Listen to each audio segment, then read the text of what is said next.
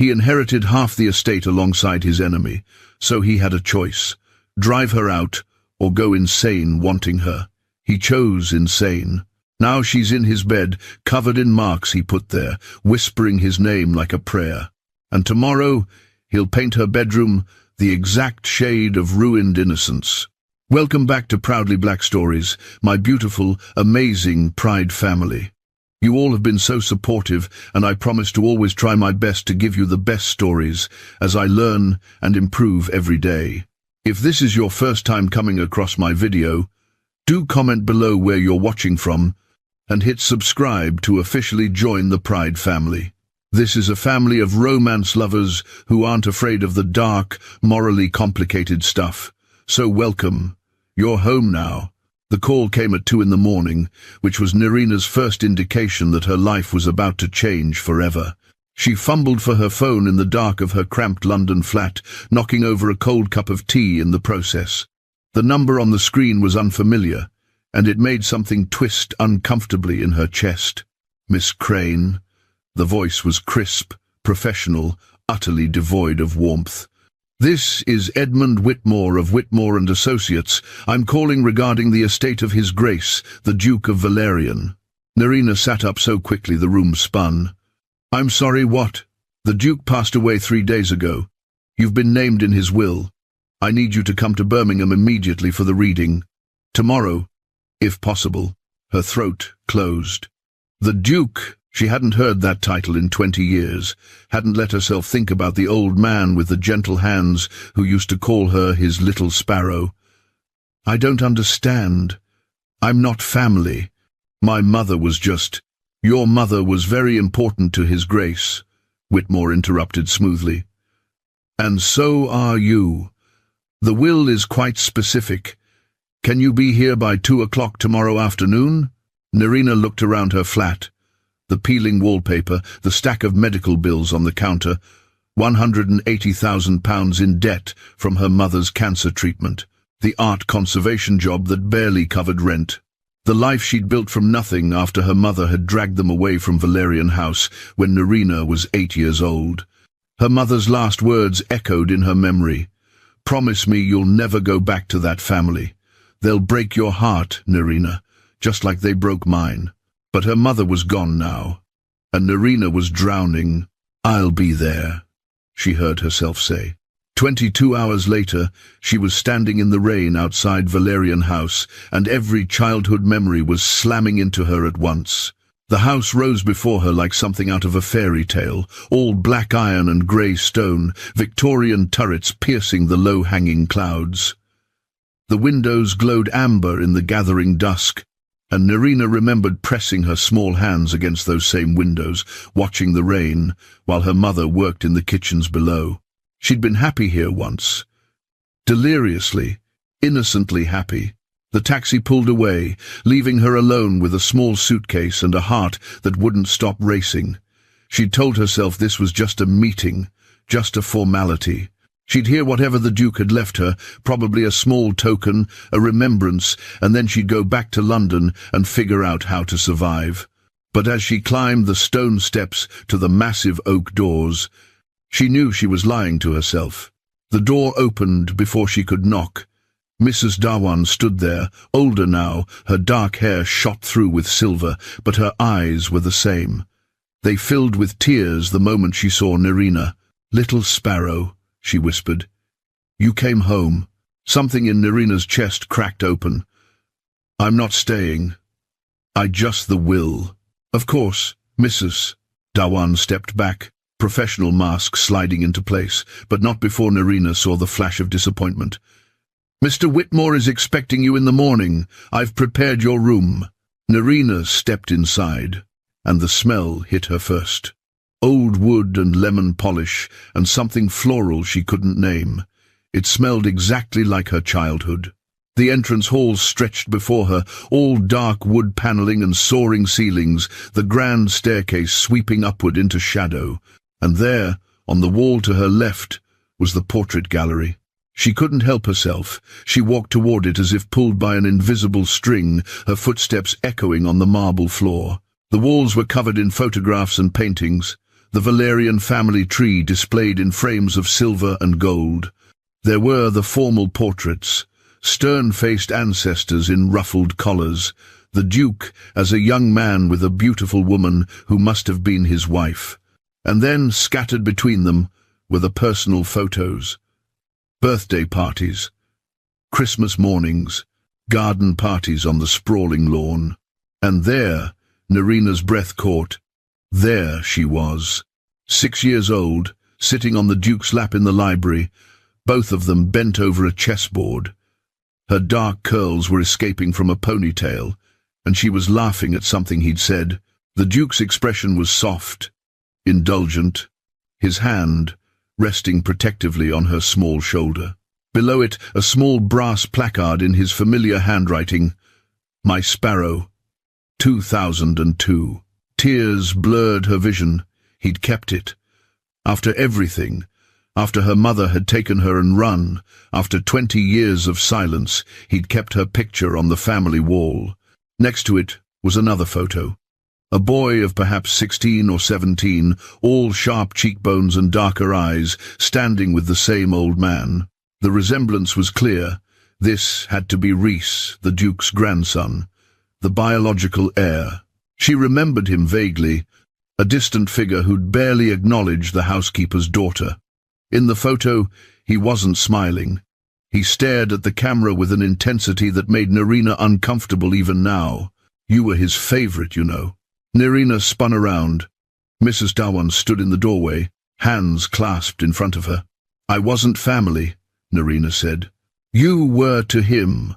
After your mother brought you here, after you were born, he said you brought light back to this house, that you reminded him what joy looked like." Mrs. Dawan's smile was sad. "He never forgave himself for letting you leave. My mother left. He didn't make that choice." "Didn't he?"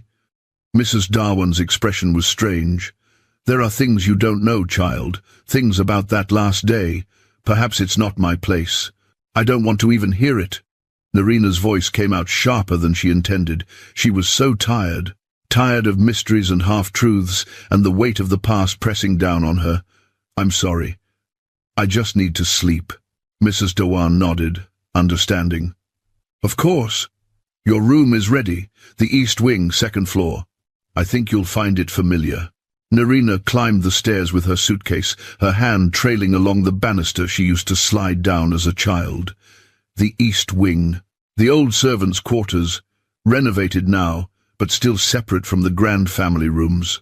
Even in death, the Duke had kept the social boundaries clear. The thought made her inexplicably sad. She found her room, opened the door, and froze. It wasn't just a guest room, it was a sanctuary, decorated in soft creams and golds, with a four-poster bed and a window seat overlooking the gardens. And everywhere, books.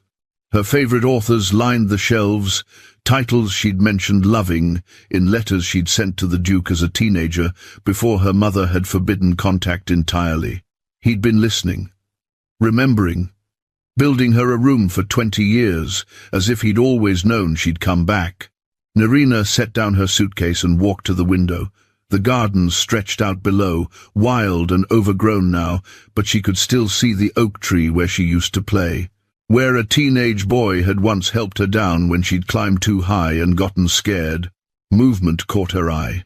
In the west wing, across the courtyard, a window glowed, and in that window stood a man. Even from this distance, even after 20 years, she knew him. Rhys Valerian, taller now, broader, but with the same rigid posture, the same dark eyes that seemed to see too much. He was watching her. A cigarette glowed orange in his hand. Their eyes met across the darkness, and even from here, Nerina felt the impact like a physical thing.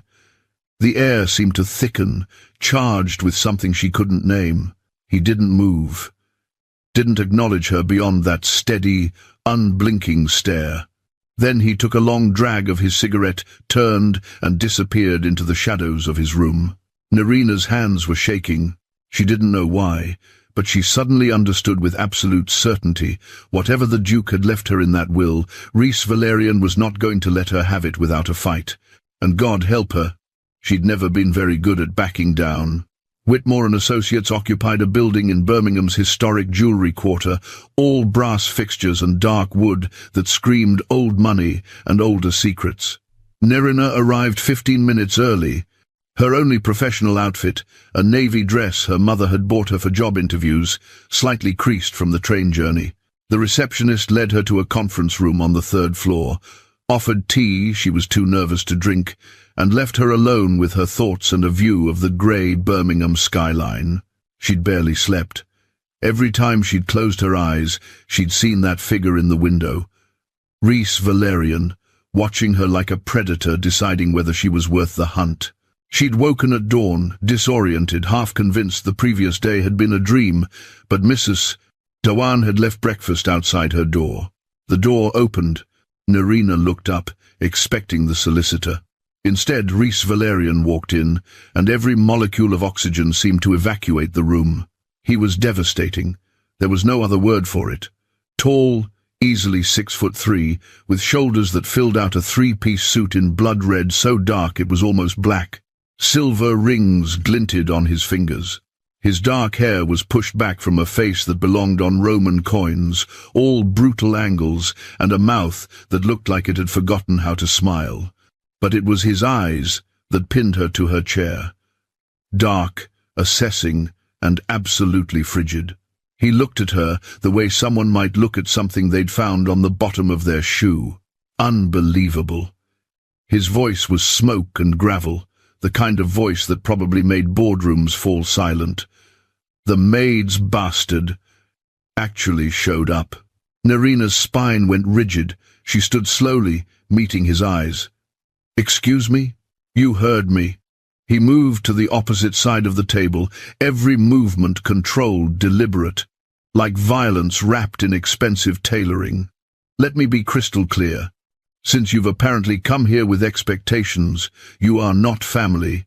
You share not one drop of Valerian blood.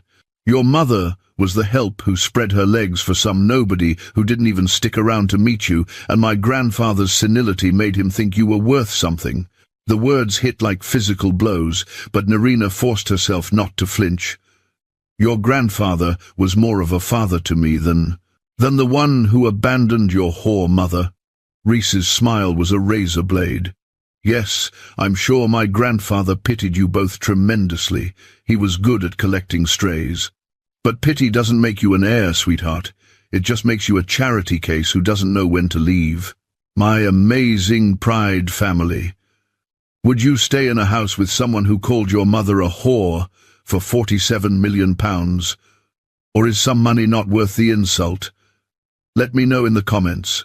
Something hot and furious ignited in Nerina's chest. She walked around the table, closing the distance between them, and slapped him across the face. The crack echoed through the room. For a moment, absolute silence. Rhys's head had barely moved. He touched his jaw slowly, almost thoughtfully, then looked at his fingers as if checking for blood.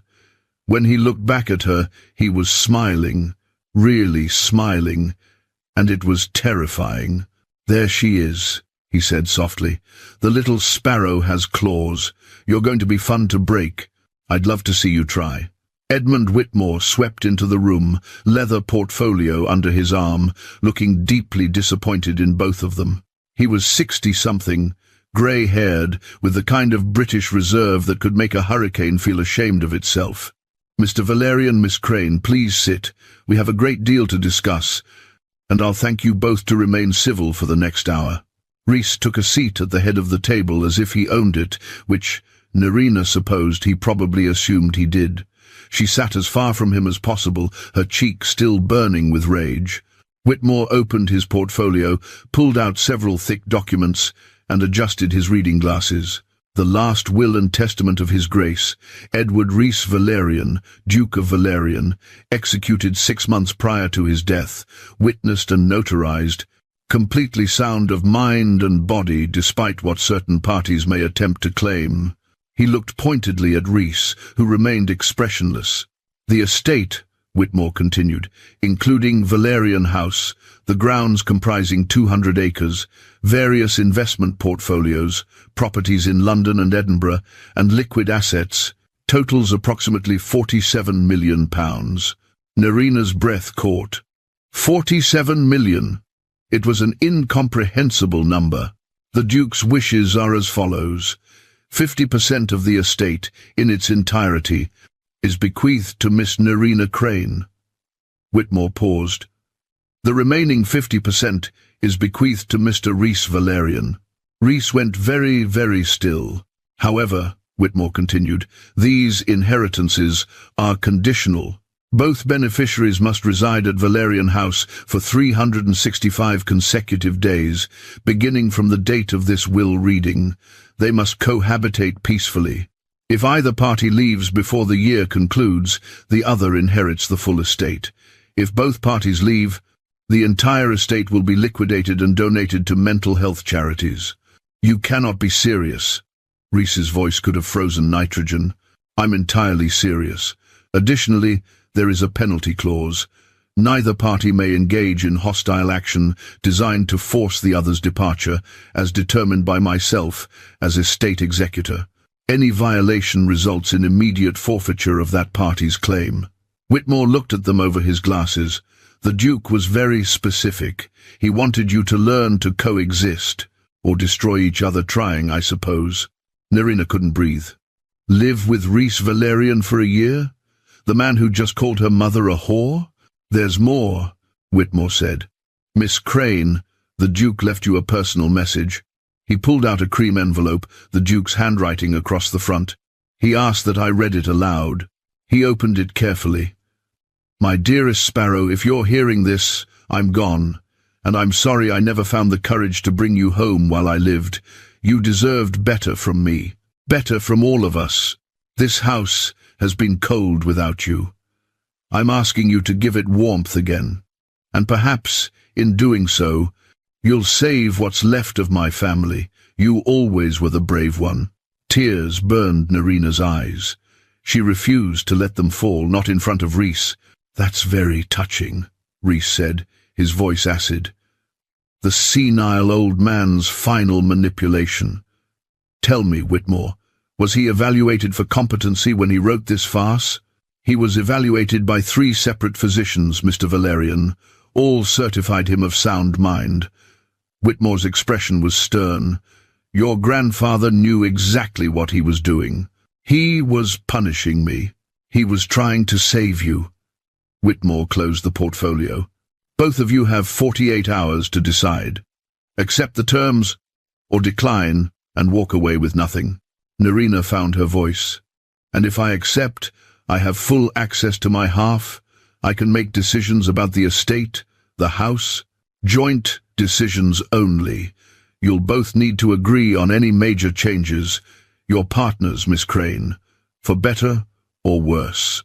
Rhys laughed, bitter and sharp. Partners, with the housekeeper's daughter. My grandfather truly has outdone himself. Whitmore stood, gathering his papers. I'll need your answers by Friday, in writing. He paused at the door. Oh, and Miss Crane.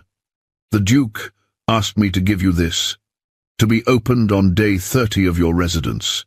He handed her a sealed envelope, heavier than the first, with day 30 written in the Duke's careful script. Nerina took it, aware of Rhys's eyes tracking the movement. When Whitmore left, silence filled the room like poisonous gas.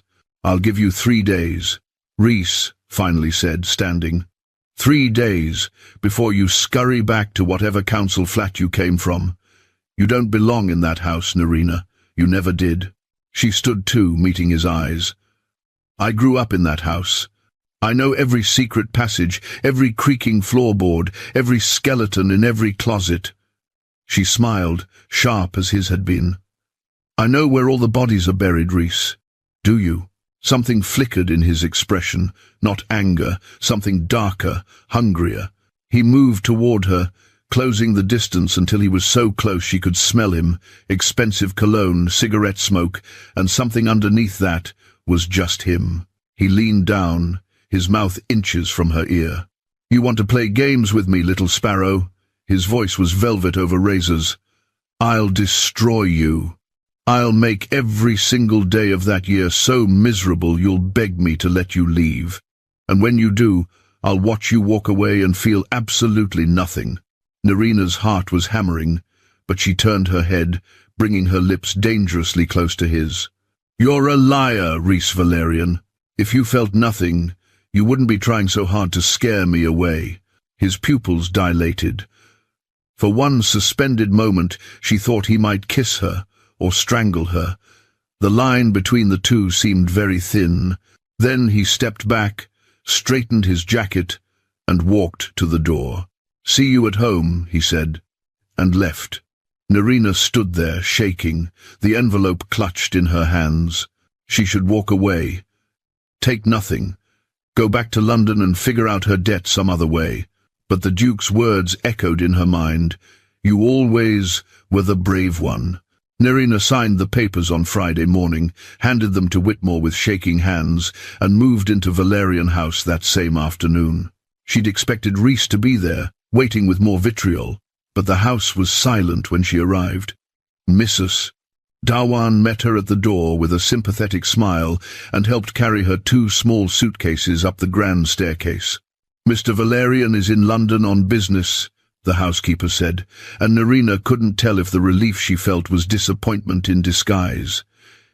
"He'll return tomorrow. Your wing is ready." The East Wing. Nerina followed Mrs. Dawan down familiar corridors, past the gallery, past the Duke's study, now locked, its contents frozen in time. The East Wing had been servants' quarters when she was a child, a maze of small rooms where her mother had lived.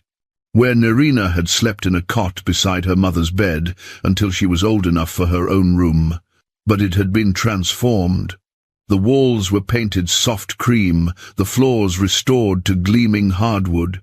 It was beautiful, tasteful, expensive, and it felt exactly like what it was, the servants' quarters, dressed up to pretend otherwise. Mrs. Dawan left her in the largest bedroom, windows overlooking the gardens, a 4-poster bed with cream linens, built-in bookshelves waiting to be filled. On the desk sat a single piece of paper, typed, "No signature needed," because she knew exactly who it was from. The rules were simple and devastating. My wing. Your wing. Shared spaces by appointment only.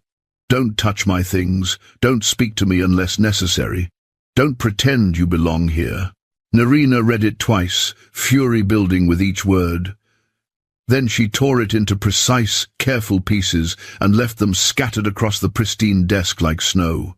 She unpacked her meager belongings, clothes that looked shabby in the ornate wardrobe, books that barely filled one shelf, the photograph of her mother she set on the nightstand. Her entire life fit into 2 suitcases. 28 years reduced to so little it was almost laughable. By 10 o'clock that night, she couldn't bear the silence anymore. The house was too big, too full of memories that felt both familiar and foreign. She'd lived here once, but as a ghost, a servant's daughter who'd been tolerated, perhaps loved by one man, but never truly belonging. Now she owned half of it, and she'd never felt more like an intruder. She pulled on a cardigan over her pajamas and ventured out. The halls were dark, lit only by the antique sconces that threw shadows across oil paintings of disapproving ancestors. She found herself walking without thinking, muscle memory guiding her feet, past the portrait gallery, past the Duke's study, down the corridor to the library. The door was ajar, firelight flickering within. Nerina's heart stuttered. Mrs. Dawan had said Rhys was in London. She should turn around, go back to her wing, follow his rules. Instead, she pushed the door open. The library was exactly as she remembered, 2 stories of floor-to-ceiling bookshelves, a stone fireplace large enough to stand in, leather chairs arranged around it like sentinels. The fire was burning low, casting everything in amber and shadow. And in her favourite chair, the oversized leather one by the window where she used to curl up with fairy tales, sat Rhys Valerian. He didn't look up, just sat there in dark trousers and a white shirt with the sleeves rolled to his elbows, a crystal tumbler of whiskey in one hand, a book in the other. He'd loosened his collar. His hair was slightly disheveled, as if he'd been running his hands through it. He looked almost human. "You're in my chair," Nerina said. He turned the page, still not looking at her. "I sat in this chair 20 years ago. It's mine now. Has been for quite some time. I sat in it before that, when you were too busy being miserable upstairs to notice what was happening in your own house." That got his attention. He looked up, and in the firelight his eyes were almost black, fathomless, dangerous. "You were a child playing dress-up in a world you didn't understand," he said quietly. "This is not a fairy tale, Nerina. You're not Cinderella. And you sure as hell won't be a princess." She should feel intimidated. She felt reckless instead. "And you're not the prince," she said, walking closer until she stood beside the chair. "You're just a man who's terrified his grandfather loves someone more than him." Rhys set down his book with deliberate care, took a slow sip of whiskey, then stood, and suddenly the air felt thin. He was tall enough that she had to tilt her head back to maintain eye contact, close enough that she could smell him, that same combination of expensive cologne and smoke, with something warmer underneath. Whiskey and wool, and the kind of money that didn't need to announce itself. "Careful, Sparrow." His voice was soft, lethal. "You might have charmed a dying old man, but I'm not so easily manipulated." She held her ground, even as her pulse hammered. "He wasn't dying when he loved me. I was 8 years old. What's your excuse for being so hateful now?"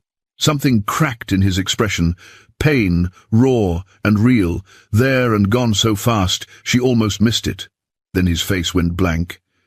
He set down his glass, walked past her to the door, and left without another word. Nerina stood there in the empty library, shaking. She couldn't tell if it was fear or arousal or rage, possibly all three. Her skin felt too tight, her breath coming too fast. She sank into the chair, warm from his body, and noticed what he'd been reading. A book on art conservation. Specifically, Renaissance fresco restoration. Her specialty. She looked around the library with new eyes and saw them, bookmarks in volumes on art history, Italian painting techniques, conservation ethics. Books that had clearly been read recently, pages still holding the memory of being open. He'd been researching her. Nerina's hands trembled as she picked up his whiskey glass, still warm, the amber liquid catching the firelight, and took a sip. It burned, going down, expensive and smoky. She stayed there until the fire died to embers, then made her way back to the east wing in the dark. The black rose was waiting on her pillow. No note. No explanation. Just a single perfect bloom, black as sin, tied with a blood-red ribbon. Nerina picked it up, brought it to her nose. It smelled like funeral flowers and promises. She should throw it away. Instead, she put it in a glass of water on her nightstand, where she could see it from her bed. She didn't sleep that night. Just lay there watching the rose, wondering what the hell she'd gotten herself into. In the morning, curiosity drove her out of the east wing. She'd avoided it last night, but now she needed to see, needed to know if her memories were real. She found it on the second floor of the main house, the room that had been hers when she was small, before her mother had moved them permanently to the servants' quarters. The door was unlocked. Inside, frozen in time, was her childhood. The small bed with its pink coverlet, the bookshelf with picture books she remembered, the toy chest in the corner, and sitting on the pillow, worn and loved and impossibly still there, her stuffed rabbit, Mr. Hopsworth, with one ear shorter than the other, where she'd loved it too hard. Nerina picked it up with shaking hands. It still smelled faintly of lavender. The Duke's wife had loved lavender. She died when Nerina was 6, but she remembered the Duchess putting lavender sachets in all the wardrobes, all the toy chests. Someone had maintained this room for 20 years, dusted it, preserved it, kept it exactly as she'd left it. The Duke, she assumed, but then she saw it, on the small desk by the window, A book she didn't remember. A new edition of Alice in Wonderland. Illustrated. Expensive. She opened the cover. In strong, slashing handwriting. For When You Come Home. R.V. The date. 3 years ago. Reese had left this here. Reese had been in this room, this shrine to her childhood, and left her a book. While simultaneously hating her, Nerina sat on the small bed, clutching the rabbit and the book, and realized with absolute certainty Reese Valerian was a liar, and she was going to spend the next year figuring out what he was really hiding.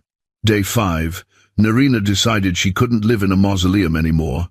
The East Wing was beautiful in a sterile, hotel-like way that made her skin crawl.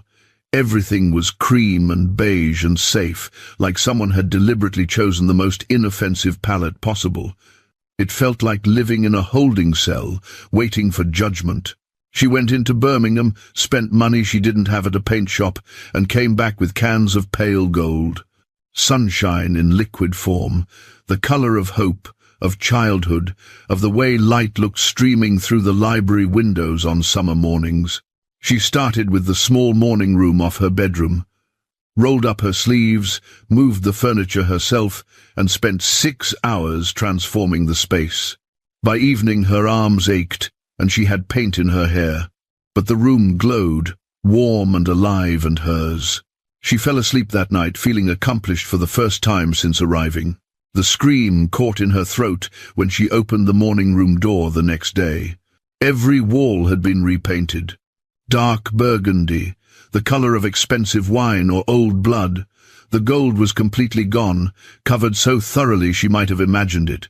Nerina stood there in her pajamas, paint can lid still in her hand from where she'd planned to do touch-ups, and felt rage kindle in her chest.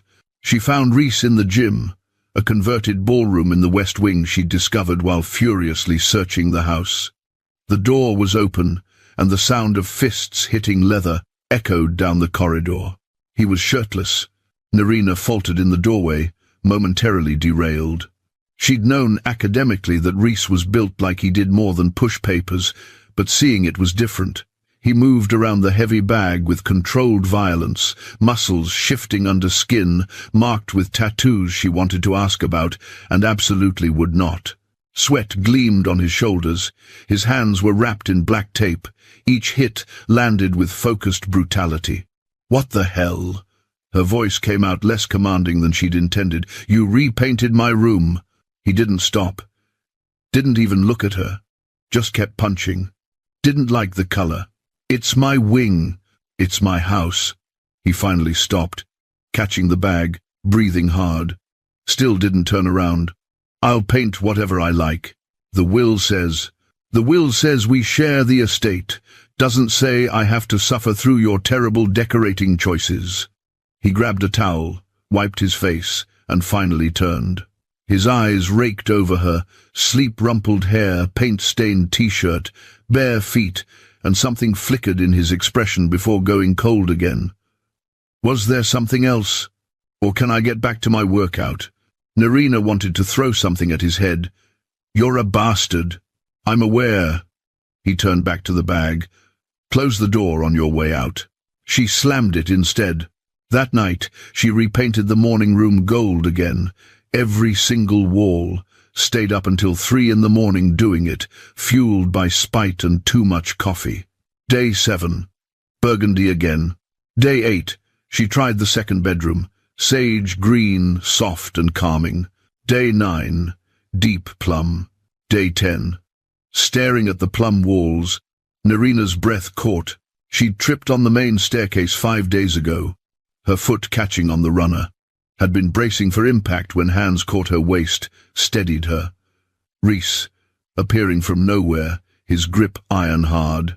His fingers had dug into her hips, through her thin dress, leaving marks she'd found later in the shower. Bruises in the exact shade of plum, currently covering her walls. Her skin went hot, then cold. That was insane. Coincidence, it had to be. Day 11, she tested it. Painted the hallway sunny yellow, her childhood favorite, the color she'd wanted for the morning room before going with gold. Day 12. Burnt amber. The exact shade of the whiskey he'd been drinking 2 nights ago when she'd gone to the library again. When he'd been there again, always there like a ghost haunting his own house. When he'd stood too close while reaching for a book above her head, and she'd smelled whiskey on his breath and felt the heat of him against her back. He was doing it deliberately. Rhys Valerian was repainting her rooms to match marks on her body, moments between them, the colors of his obsession. She should be horrified, should march to his wing and demand he stop. Instead, she spent day 13 in a daze, hyper-aware of every surface of her skin. The faint bruise on her wrist where she'd bumped a door frame, the pink on her cheeks from too much sun in the garden, the red of her lips. What color would he choose for those? He's repainting her rooms to match the marks on her body. Is this romantic obsession or a major red flag? Tell me what you think. Day 14. She stood in her bathroom with a can of bright crimson and a paintbrush, heart pounding. This was a challenge, a gauntlet thrown, the color of desire and danger and everything they weren't saying. She painted it herself, every wall, and waited. Day 15. Still crimson. Day 16. Still crimson. By day 17, she couldn't stand it anymore. She found him in the drawing room, neutral territory, sitting in a leather chair with a laptop, looking every inch the ruthless businessman in charcoal grey. No repainting today? She tried to sound casual. He didn't look up from his screen. I'm waiting. Her pulse jumped. For what? For you to give me the right shade of red. His eyes lifted then, dark and molten and pinning her in place. That paint was close, but not quite right. The implication hung between them, dangerous and electric. He wanted to mark her throat, her lips, her skin, wanted to paint rooms the color of his possession. What makes you think I'd let you? The words came out breathier than she intended. Because you haven't left yet. He closed the laptop with a soft click, and we both know it's not about the money anymore. Nerina couldn't breathe, couldn't think past the want suddenly flooding her system. She turned and walked out before she did something stupid. That night, Mrs. Dawan found her in the kitchen making tea with shaking hands. You should be careful, child. The older woman's voice was gentle. I've worked for this family 30 years. I've never seen him like this. Like what? Obsessed. Mrs. Dawan poured her own cup. There was another girl, 2 years ago, the Duke's last attempt to settle Rhys down. She lasted 3 weeks. What happened? Nothing. That was the problem. He was perfectly polite, perfectly cold. She left crying, said it was like living with a beautiful statue. She looked at Nerina with worried eyes. With you, there's fire. And fire burns, my dear. Nerina went to bed thinking about that. About Rhys's cold treatment of a woman his grandfather wanted him to marry. About the way he looked at Nerina like he wanted to destroy her or devour her or both. She woke at 2 in the morning to footsteps outside her door. Slow, deliberate. They stopped right outside. Her heart hammered. She waited for a knock that never came. After an eternity, the footsteps retreated. In the morning, there was a new lock on her door. Industrial strength, expensive, but it was installed on the inside, not the outside. A note was taped beside it in his angular handwriting. So you can keep me out, or lock yourself in with me, your choice. Nerina stared at it for 10 minutes. Then she went downstairs, found paint in dusty rows, and started on another room. That evening, she passed Rhys in the hallway. He looked at her, eyes dropping to her throat, her wrists, her lips, cataloguing, planning. Pretty color, he said quietly. What do I need to do to see it on the walls? She kept walking, but she was smiling. This was a game now, a dangerous one, and Nerina Crane had never been good at losing. Day 23 started with Mrs. Dawan, pounding on Nerina's door at 6 in the morning, voice tight with panic. The wine cellar is flooding. We need everyone. Nerina threw on clothes and ran downstairs to find organized chaos. The ancient hot water system had burst a pipe directly above the cellar, and water was pouring down the stone steps like a waterfall. The wine cellar held the Duke's collection, centuries-old vintages worth more than most people's houses. Reese was already there, knee-deep in water, barking orders at the 3 staff members who'd arrived. He'd stripped down to a thin white t-shirt and dark trousers, both already soaked through. His hair dripped into his eyes. He saw Nerina, and something crossed his face, surprise, then resignation. "Can you carry?" "Yes." "Then get down here." They worked in a frantic chain. Reese and Thomas, the groundskeeper, waded through the rising water, pulling bottles from the lowest racks. They passed them to Mrs. Darwan and Nerina, who carried them up the stairs to the butler's pantry on higher ground. Then, back down. Again and again. The bottles were slippery, heavy, terrifyingly fragile. Nerina's arms started screaming after the first 20 trips. By the 50th, she'd gone numb. 2 hours in, the plumber arrived and shut off the water. 3 hours in, they'd moved everything salvageable. 4 hours in, they were done. Nerina sat on the cellar steps, soaked to the bone, muscles trembling. Her shirt clung to her skin.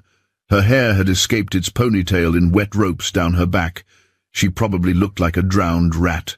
Reese sat 3 steps below her, breathing hard, forearms on his knees. His wet t-shirt was practically transparent, showing every line of muscle, every scar.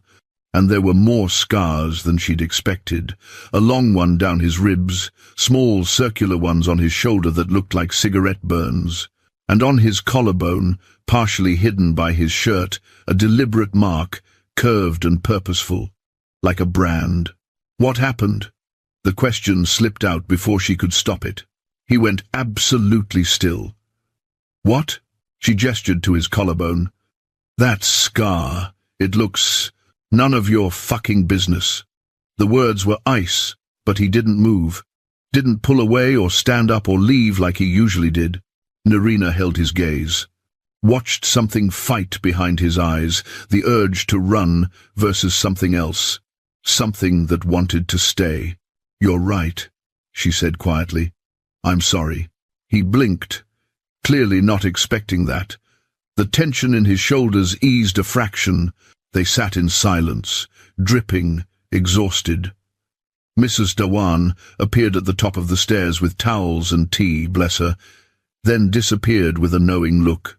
Reese grabbed a towel, scrubbed it through his hair, handed her one without looking. "Thank you," Nerina said, "for letting me help. The wine was worth £200,000. I'd have accepted help from the devil himself." But his voice lacked its usual edge. "How charming. I'm on par with Satan." The corner of his mouth twitched, almost a smile. "You're significantly more irritating." Nerina laughed before she could help it. Actually laughed. And Reese's eyes snapped to her face with an expression she couldn't read. "You should do that more," he said. "Be irritating? Laugh." He stood abruptly, offered her a hand. "Come on. You look half dead." She took his hand, warm despite the cold water, calloused, strong, and let him pull her up. But he didn't let go immediately. Just held her hand, thumb brushing her knuckles, looking at their joined fingers like they were a puzzle he couldn't solve. Then he released her and walked away. Nerina went back to her room, showered, changed, and collapsed on her bed. She was asleep in minutes. She woke to late afternoon sun and something rectangular digging into her back. A book, on her bed. That hadn't been there before. The Night Circus, by Erin Morgenstern. First edition, by the looks of it, probably worth a small fortune. She'd mentioned this book exactly once, almost 2 weeks ago, when Mrs. Darwan had asked what she liked to read. A casual conversation in the kitchen over breakfast. Reese hadn't even been there, except he had been, apparently. Listening from somewhere. Remembering. Nerina sat up, heart pounding, and opened the cover. No inscription, no note. But she knew. She was in his wing before she could think better of it. Her bare feet silent on the hardwood floors. She'd never been to this side of the house, his territory, forbidden by his ridiculous rules. It was different here. Darker. Modern furniture mixed with antiques. Charcoal walls and blood-red accents, floor-to-ceiling windows overlooking the grounds. It was beautiful, in a stark, masculine way that suited him perfectly. His study door was open. Rhys sat at a massive desk, still in fresh clothes from the shower, black button-down, sleeves rolled up. He was reading something on his laptop, a cut, crystal glass of amber liquid beside him. "Why are you being nice?"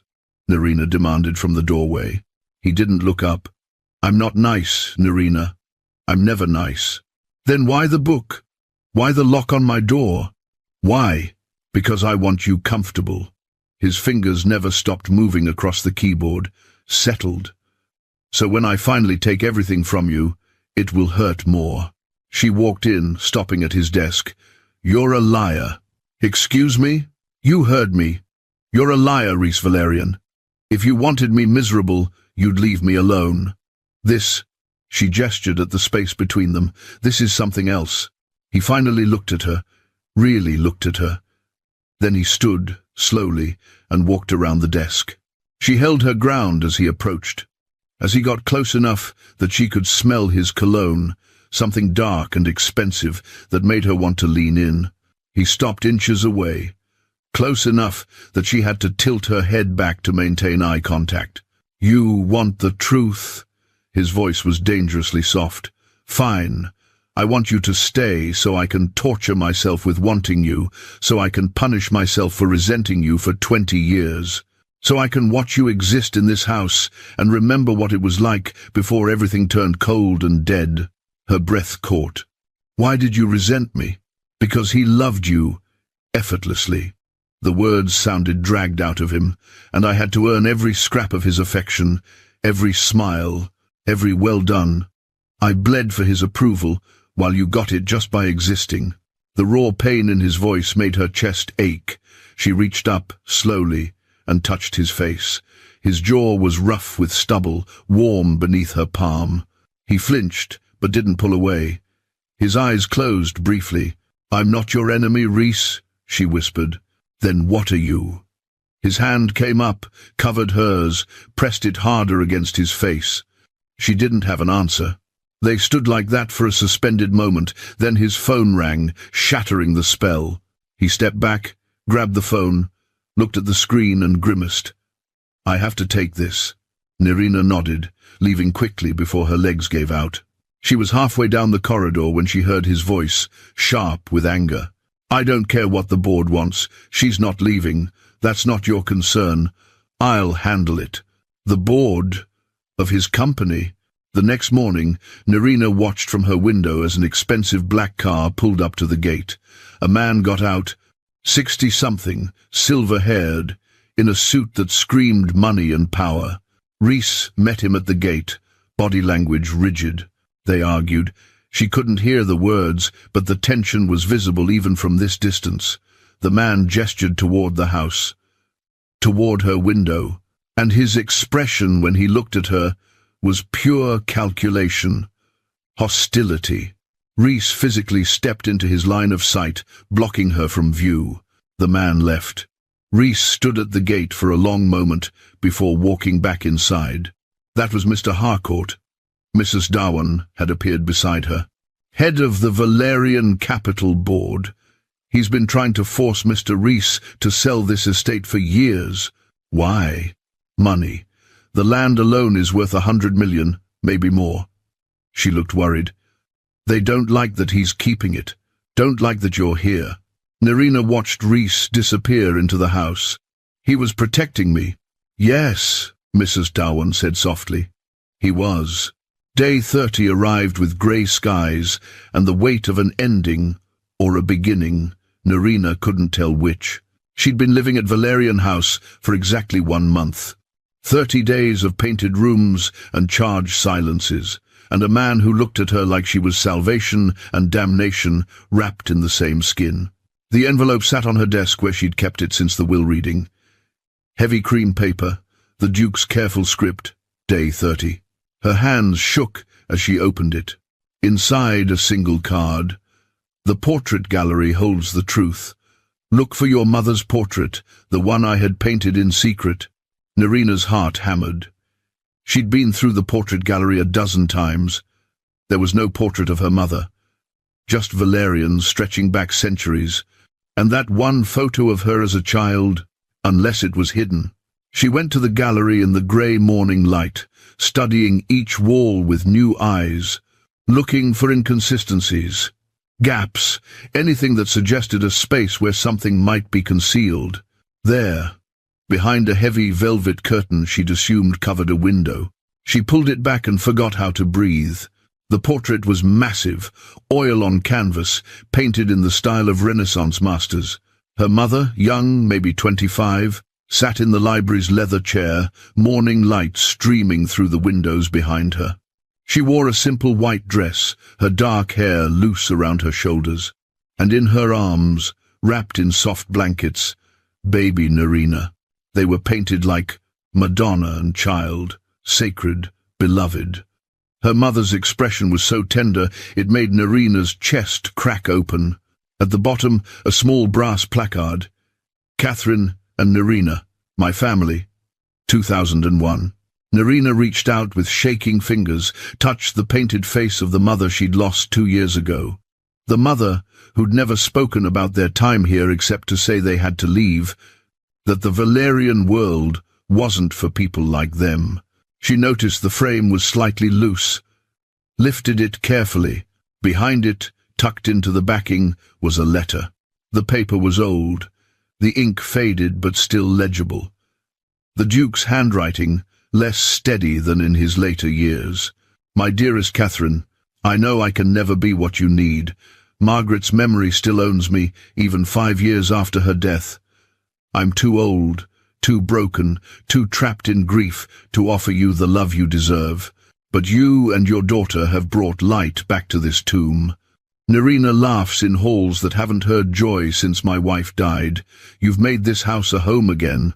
I will protect you both, always. You are family, not by blood, but by choice, and that matters more. If I could give you the Valerian name, I would. But I hope this portrait will suffice. My public declaration that you both belong here, that you always will. With deepest affection and gratitude, Edward.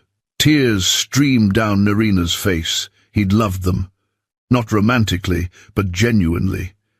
He'd wanted them to stay. You didn't know. Nerina spun. Rhys stood in the gallery entrance, perfectly still, watching her with an expression she couldn't read. Know what? Her voice came out broken. He walked closer, saw the portrait, the letter in her hands. Something shifted in his face. That he felt that way about her. About you. He loved her. Nerina looked back at the portrait. My mother, in his way. Not romantically, but he would have done anything for her. Rhys stopped a few feet away. She was kind to him after my grandmother died. The only person who didn't tiptoe around his grief. She just sat with him, let him talk about Margaret. Cry. Be human. Then why did she leave? Nerina turned to him. Why did we run in the middle of the night like criminals? Rhys's jaw tightened. Because of me. The world tilted. What? I was 17, angry at everything, angry that my grandmother was dead, angry that my father was useless, angry that my grandfather was replacing his family with the help and her bastard daughter. The self-loathing in his voice was corrosive. I told your mother she was a gold digger, that you were a parasite, that I'd make sure you never saw a penny of Valerian money, that I'd tell everyone she was trying to manipulate a grieving old man. Nerina's legs went weak. No. She left the next day, took you and disappeared. The Duke tried to find you, but she'd made sure you couldn't be traced. Rhys looked at her with devastated eyes. He never forgave me. Our relationship died that day. I loved you. The words burst out of Nerina before she could stop them. I was 8 years old and I thought you were a prince from my storybooks. I followed you everywhere. I drew you pictures. I thought—" Her voice broke. "I cried for months after we left. My mother wouldn't tell me why we couldn't go home. Reese looked like she'd shot him. Nerina, you destroyed my childhood because you were jealous? Yes.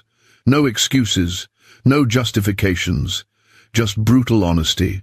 I loved you," she said again, and started crying. He moved then, crossed the distance between them in 3 strides, and pulled her against his chest. "I'm so sorry. I was a selfish bastard who ruined everything good because I didn't know how to handle my own pain. She should push him away, should hate him. Instead, she grabbed his shirt, twisted the fabric in her fists. I hate you. I know." His arms tightened around her. "I hate that you did that. I hate that we lost 20 years. I hate—" He cupped her face, tilted it up. "I know." Their eyes met. His were black with self-loathing and want, and something that looked like desperation. "Tell me to leave," he whispered. "Tell me you hate me and mean it." "I can't." He made a sound low in his throat, pain or relief or both, and kissed her. It wasn't gentle. It was 20 years of loss and longing and rage compressed into lips and teeth and tongue. He backed her against the wall, between portraits of his disapproving ancestors, and kissed her like he was drowning and she was air. Nerina kissed him back just as desperately, pulled him closer, nails digging into his shoulders through his shirt. When he pulled back to breathe, she chased his mouth. "We shouldn't," he started. "Shut up!" She pulled him back down. His control snapped. He lifted her, her legs wrapping around his waist instinctively, and she could feel every hard inch of him pressed against her. His mouth moved to her throat, kissing, sucking, biting. She made sounds she'd never made before, desperate, needy things that echoed in the gallery. "Tell me to stop," he growled against her skin. "Don't you dare." His teeth closed on her throat hard enough to mark, and she gasped. He soothed it with his tongue, then bit again, lower, claiming her, marking her. "Mine," he breathed against her pulse. "You've always been mine."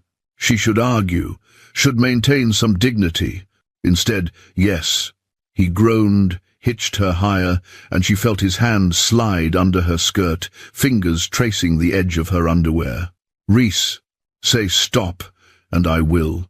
She pulled his mouth back to hers, kissed him until neither of them could breathe. They stayed like that, pressed against the wall, hands and mouths desperate, until footsteps echoed somewhere in the house. Reality crashing back. Reese pulled away slowly, carefully lowered her to the ground.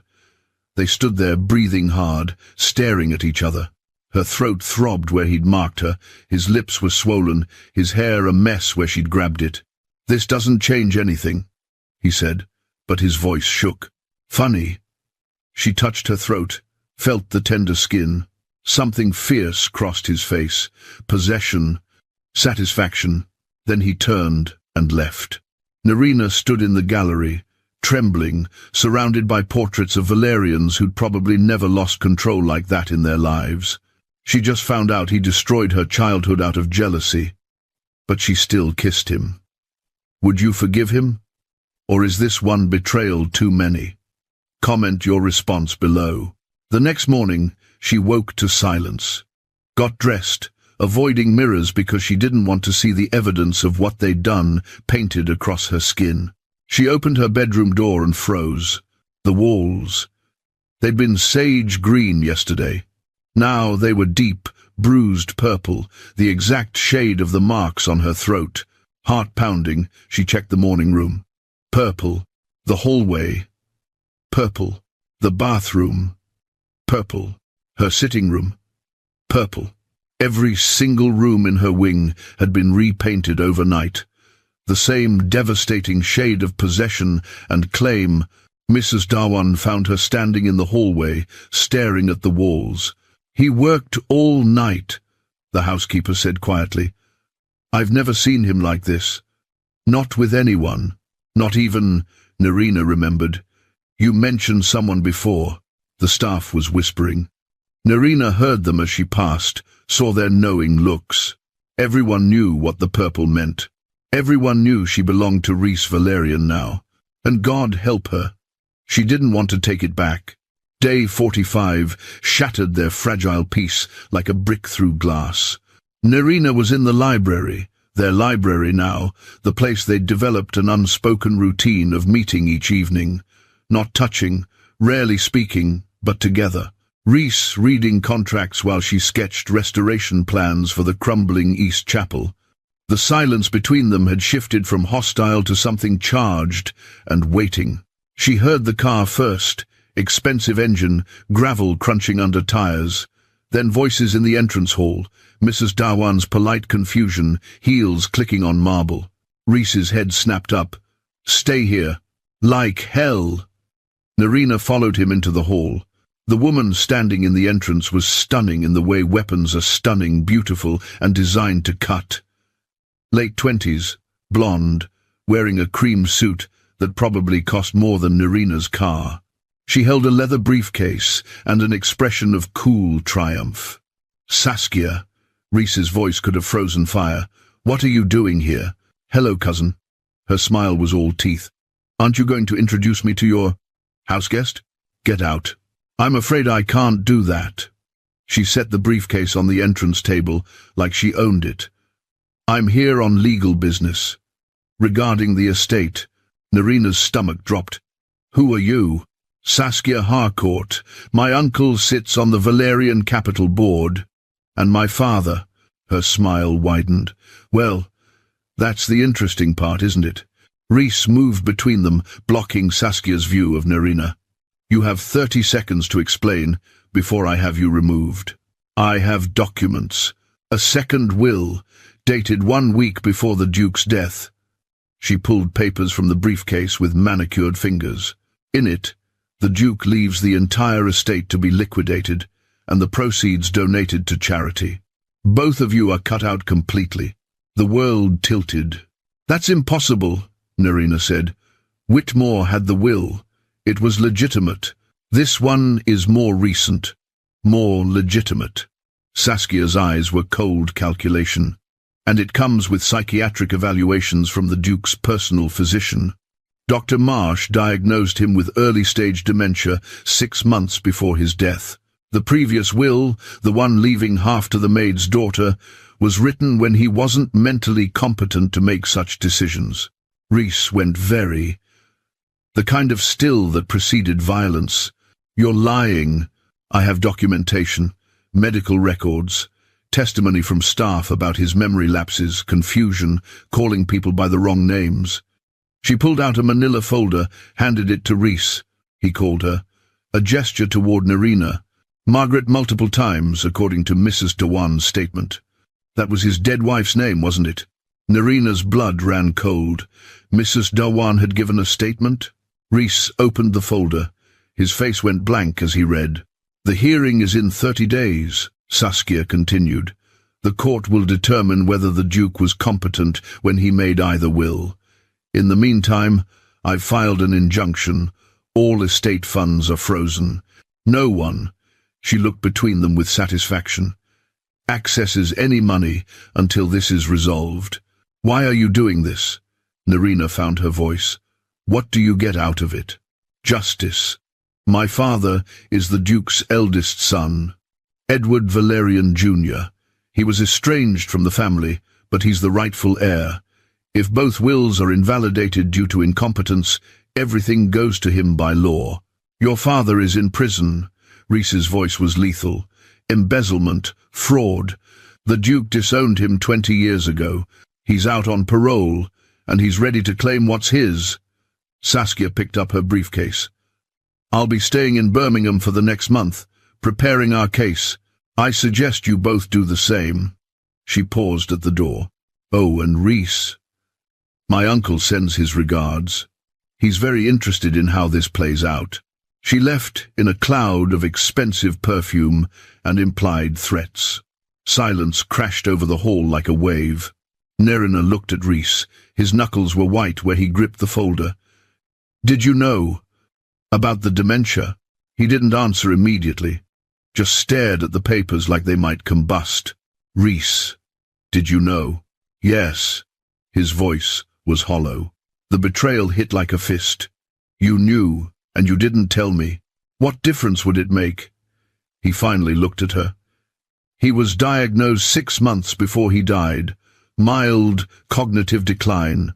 He still knew who he was, who I was, what he wanted. Dementia doesn't make you love someone, Nerina. It just removes the filter. But it means the will could be invalid. It means we might lose everything. We were always going to lose it. He threw the folder on the table. The board's been circling for years. This is just their newest angle. Your cousin seems very confident. Saskia's father has been trying to get his hands on the estate since his mother cut him off. He sees this as his chance. Rhys ran a hand through his hair, the most agitated she'd seen him. He'll use anything, twist anything. Nerina thought about the medical records, the staff statements. Mrs. Dawan said the Duke called me Margaret. Once, maybe twice. He met her eyes. You look like her. My grandmother, same dark hair, same eyes. In certain lights, the resemblance is... He stopped. It shook him sometimes. She remembered the portrait in the gallery. The Duke's wife, painted young and laughing. She did look like her. So the whole thing could be invalidated because a grieving widower saw his wife in someone who reminded him of her. If Saskia's lawyers are good enough, yes. The injunction meant no money. Nerina's savings were nearly gone. The debt from her mother's treatment was still crushing her. She'd been counting on the inheritance to breathe again. What do we do? Her voice came out small. Rhys looked at her for a long moment. Then, quietly, we fight. Together. Together. Something shifted in his expression. I'm not letting them take this. Not from him. Not from you. Why do you care if I lose it? You'd get everything. Because... He stopped, jaw tight. Then... Because he wanted you to have it. And I've taken enough from you already. That night, Nerina couldn't sleep. The house felt different now, under siege. She kept thinking about Saskia's cold smile, about losing everything, about how quickly safety could be ripped away. She found herself walking to Rhys's wing at midnight, knocked on his study door before she could overthink it. He opened it in black sleep pants and nothing else, hair disheveled, eyes shadowed. He'd been working, papers spread across his desk, laptop glowing. I can't sleep, she said. He stepped back. Come in. His study was warm, firelight flickering. She curled up in the leather chair by the fire while he poured 2 glasses of amber liquid. What is it? She asked. Whiskey, 50 years old, from the Duke's private collection. He handed her a glass. If we're going to lose everything, we might as well enjoy the good stuff. She laughed despite everything, took a sip. It burned perfectly. They sat in silence, drinking, watching the fire. Why did he really leave me half? Nerina finally asked. The truth. Rhys was quiet for so long she thought he wouldn't answer. Because you look like her. His wife. My grandmother. She died when I was 7, and he never recovered. He stared into his glass. You brought light back. Made him remember what it felt like to be happy. And after you left, after I drove you away, he realized he'd lost that twice. Once when Margaret died. Once when you disappeared. And you? Who do you look like? His smile was bitter. My father. The disappointment. The son who gambled away fortunes and destroyed the Valerian name. Every time the Duke looked at me, he saw his greatest failure. That's not fair. Life rarely is. He took a long drink. He changed the will after Amelie died. My daughter. Did you know about her? Nerina shook her head, afraid to speak. She was 6. Car accident. My ex-wife was driving drunk. We'd been fighting. She'd found out about the Duke's plan to leave part of the estate to you when you turned 25. She was furious. Said I was choosing a servant's daughter over our family. His voice cracked. She took Amelie, said she was leaving me. The car crash happened an hour later. Oh my God, Rhys. The Duke blamed me, said I should have stopped her, should have been there, should have been a better father, better husband. He looked at her finally, eyes devastated. He was right, and he was going to leave everything to charity as punishment. But then your mother got sick, and he found out you were struggling, and he saw a chance to make something right. Understanding dawned. He wanted you to learn to protect someone, to put someone else first. He wanted me to become a man who deserved the Valerian name. Reese's laugh was hollow. Instead, I've spent the last month painting your rooms like a stalker and fighting the urge to— He stopped. To what? He set down his glass, leaned forward, elbows on his knees. To lock you in this house and never let you leave. To mark every inch of your skin. To make you mine in ways that would horrify you. Her breath caught. What makes you think I'd be horrified? His eyes went black. Nerina, I see the way you look at me. Like you want to devour me, destroy me, keep me. She set down her own glass. What if I want that too? The air between them ignited. But before either could move, his phone buzzed. He grabbed it, frowned. It's my security team. You have a security team? Since Saskia showed up, he read the message, expression hardening. There's a car that's been circling the property. Third time tonight. Saskia's people? Probably. Or the boards. They want to know what we're doing, who we're talking to. He stood. You should go to bed. Lock your door. Will you be okay? He looked at her like she'd said something in a foreign language. No one's asked me that in a very long time. I'm asking now. Something in his face softened. I'll be fine. Go, Sparrow. Sleep. She left, but looked back at the door. He was watching her with an expression of such longing, it hurt to see. Reese just revealed he had a daughter who died.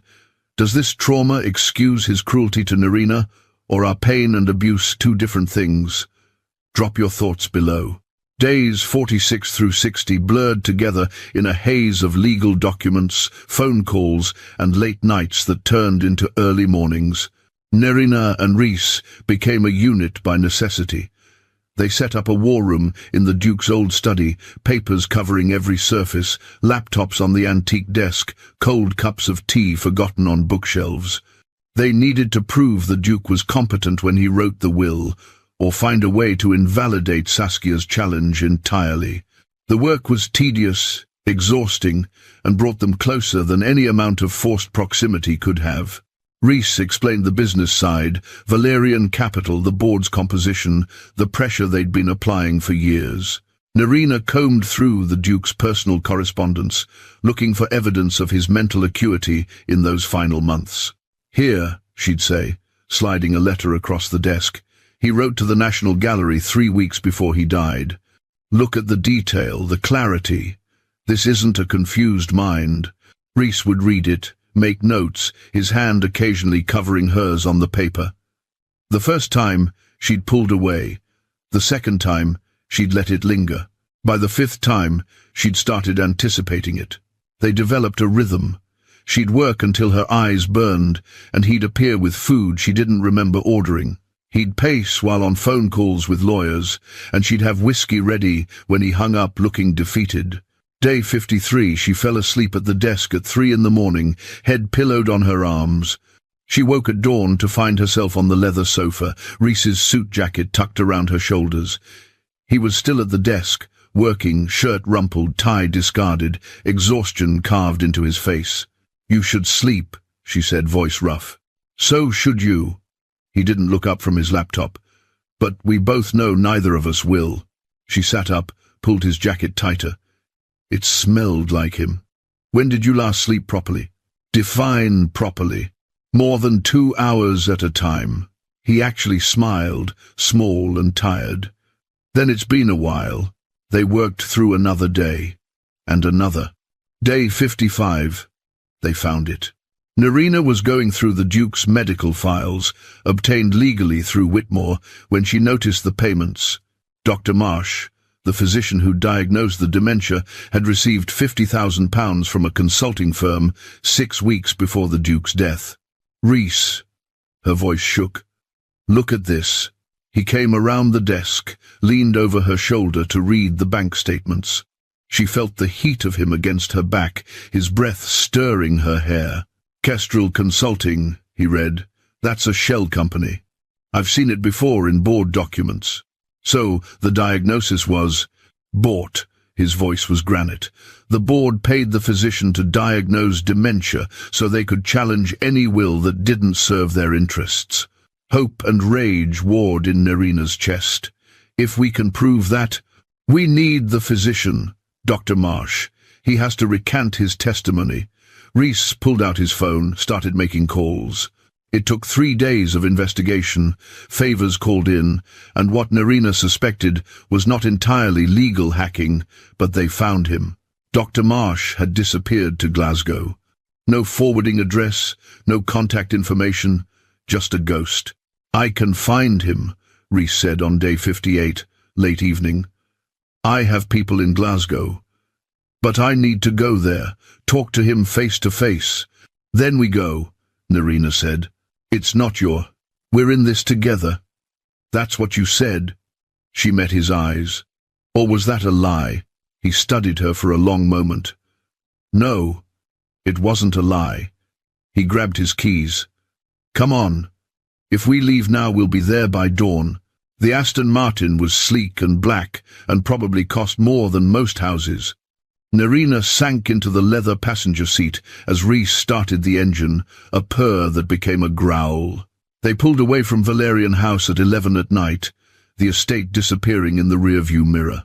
The M6 was empty at this hour, just them and the occasional lorry and the white lines eating up the distance.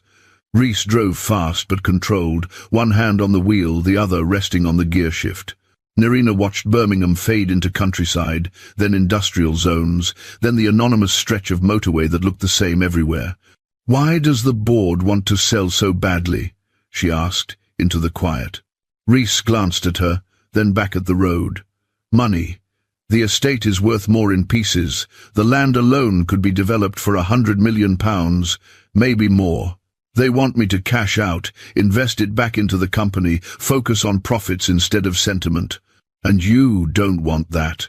I don't want anything that involves destroying what my family built." His jaw tightened. "The estate has been in our family for 300 years. My grandmother loved it. He stopped. "Your daughter." His hands flexed on the wheel. "Amélie loved the gardens. She'd spend hours looking for fairies in the rose bushes." His voice went rough. "The board wanted me to sell 2 years after she died. Said I was being morbid, holding on to a place full of ghosts. They didn't understand that the ghosts were all I had left."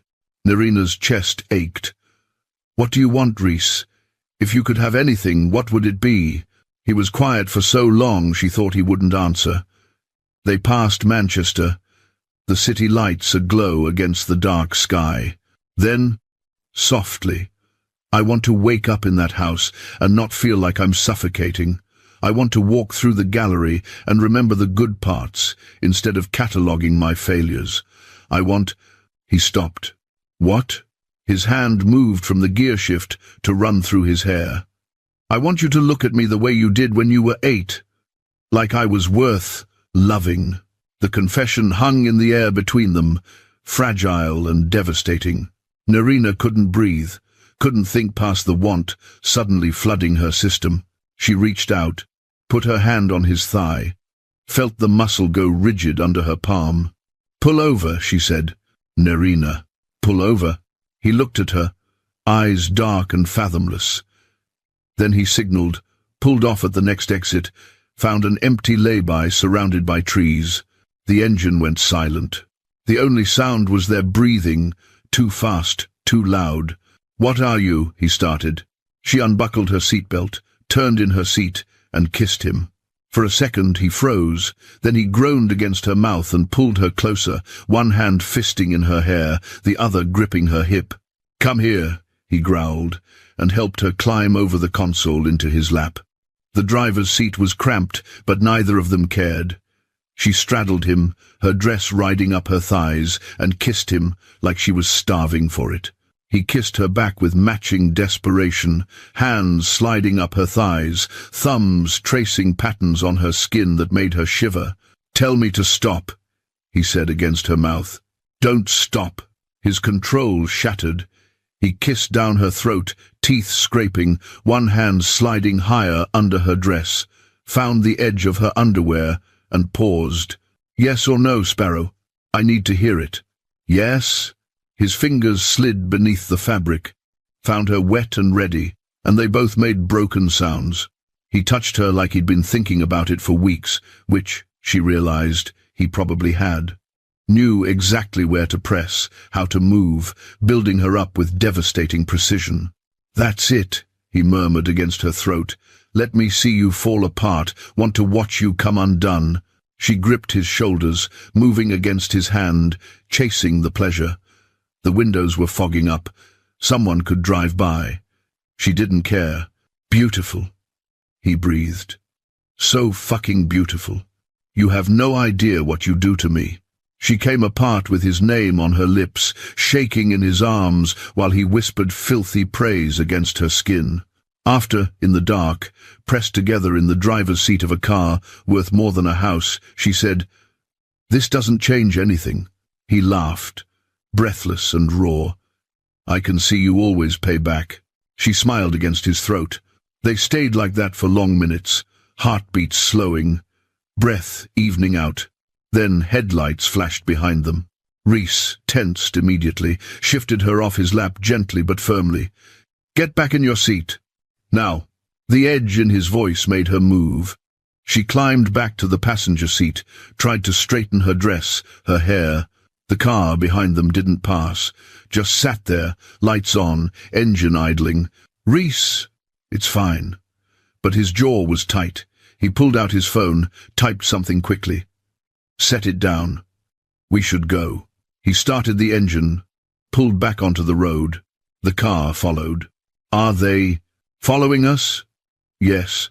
They have been since Birmingham." He said it calmly, like this was normal. "What? Why didn't you?" "Because I didn't want you to panic. I have people handling it." He glanced in the rearview mirror.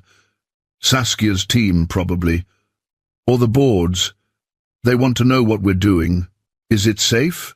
He looked at her then, something fierce in his eyes. "I will always keep you safe. Whatever else happens, Nerina, know that." She believed him. The following car dropped back eventually, disappearing into the night. They drove the rest of the way in charged silence, Nerina acutely aware of his hand resting on the gear shift inches from her thigh. When he reached for the shift, his fingers would brush her leg. Neither of them mentioned it. Neither of them moved away. They reached Glasgow as dawn broke over the Clyde, the city grey and beautiful in the early light. Dr. Marsh lived in a modest flat in the West End, the kind of place people disappeared to when they wanted to forget or be forgotten. Reese knocked 3 times before the door opened to reveal a man in his 60s, unshaven, eyes bloodshot and haunted. "Mr. Valerian." Not a question. Resignation. "We need to talk," Reese said. Marsh looked at Nerina, then back to Reese. "You'd better come in." The flat was sparse, impersonal, like he hadn't bothered to unpack fully. A half-empty bottle of whiskey sat on the coffee table next to prescription bottles. Nerina recognized anti-anxiety medication, sleeping pills. "I can't help you," Marsh said before they'd even sat down. "I signed affidavits. My testimony is on record." "Your testimony is a lie." Reese's voice was steel wrapped in silk, "and we both know it." Marsh's face crumpled. He sank onto the sofa like his strings had been cut. "They paid me £50,000, said it was a consulting fee, said the Duke was declining anyway, that I'd just be confirming what everyone already knew." "He didn't have dementia," Nerina said gently. "Did he?" "Mild cognitive decline. Normal for his age. He forgot names occasionally, got dates confused sometimes. But his mind was sharp." Marsh looked at them with desperate eyes. He knew exactly what he was doing when he wrote that will. He talked about it constantly, about bringing his granddaughter home, about teaching his grandson what mattered. Then why lie? Rhys asked. Because I'm drowning in debt. My wife's cancer treatment, experimental drugs not covered by insurance. They offered me a lifeline and his voice broke. I had to take and help my wife. Silence filled the flat, heavy with guilt and desperation. Nerina thought of her mother's cancer bills, the debt that still crushed her. She understood desperation. Will you testify? She asked. Tell the truth? Marsh looked at her like she'd asked him to jump off a bridge. They'll destroy me. I'll lose my medical license. Face criminal charges for perjury. You'll lose your soul if you don't. Rhys leaned forward. My grandfather trusted you with his health, his secrets, his final wishes, and you sold him out for money. I know. Tears tracked down Marsh's face. I know what I did. I haven't slept properly in months. Then make it right, Nerina said softly. Help us save what he wanted to leave behind. Marsh looked between them for a long moment. Then he stood, went to a desk in the corner, and pulled out a folder. This is everything. The real evaluations, the notes I took before they asked me to change them, records of the payment from Kestrel Consulting. He handed it to Rhys with shaking hands. I'll testify. I'll tell the truth. Whatever you need. Relief flooded through Nerina so intensely her knees went weak. They left Glasgow 2 hours later with signed statements and enough evidence to bury Saskia's case. The drive back should have been triumphant. Instead, Rhys was quiet, withdrawn, his hands tight on the wheel. We won, Nerina said as they passed Manchester. Why do you look like we lost?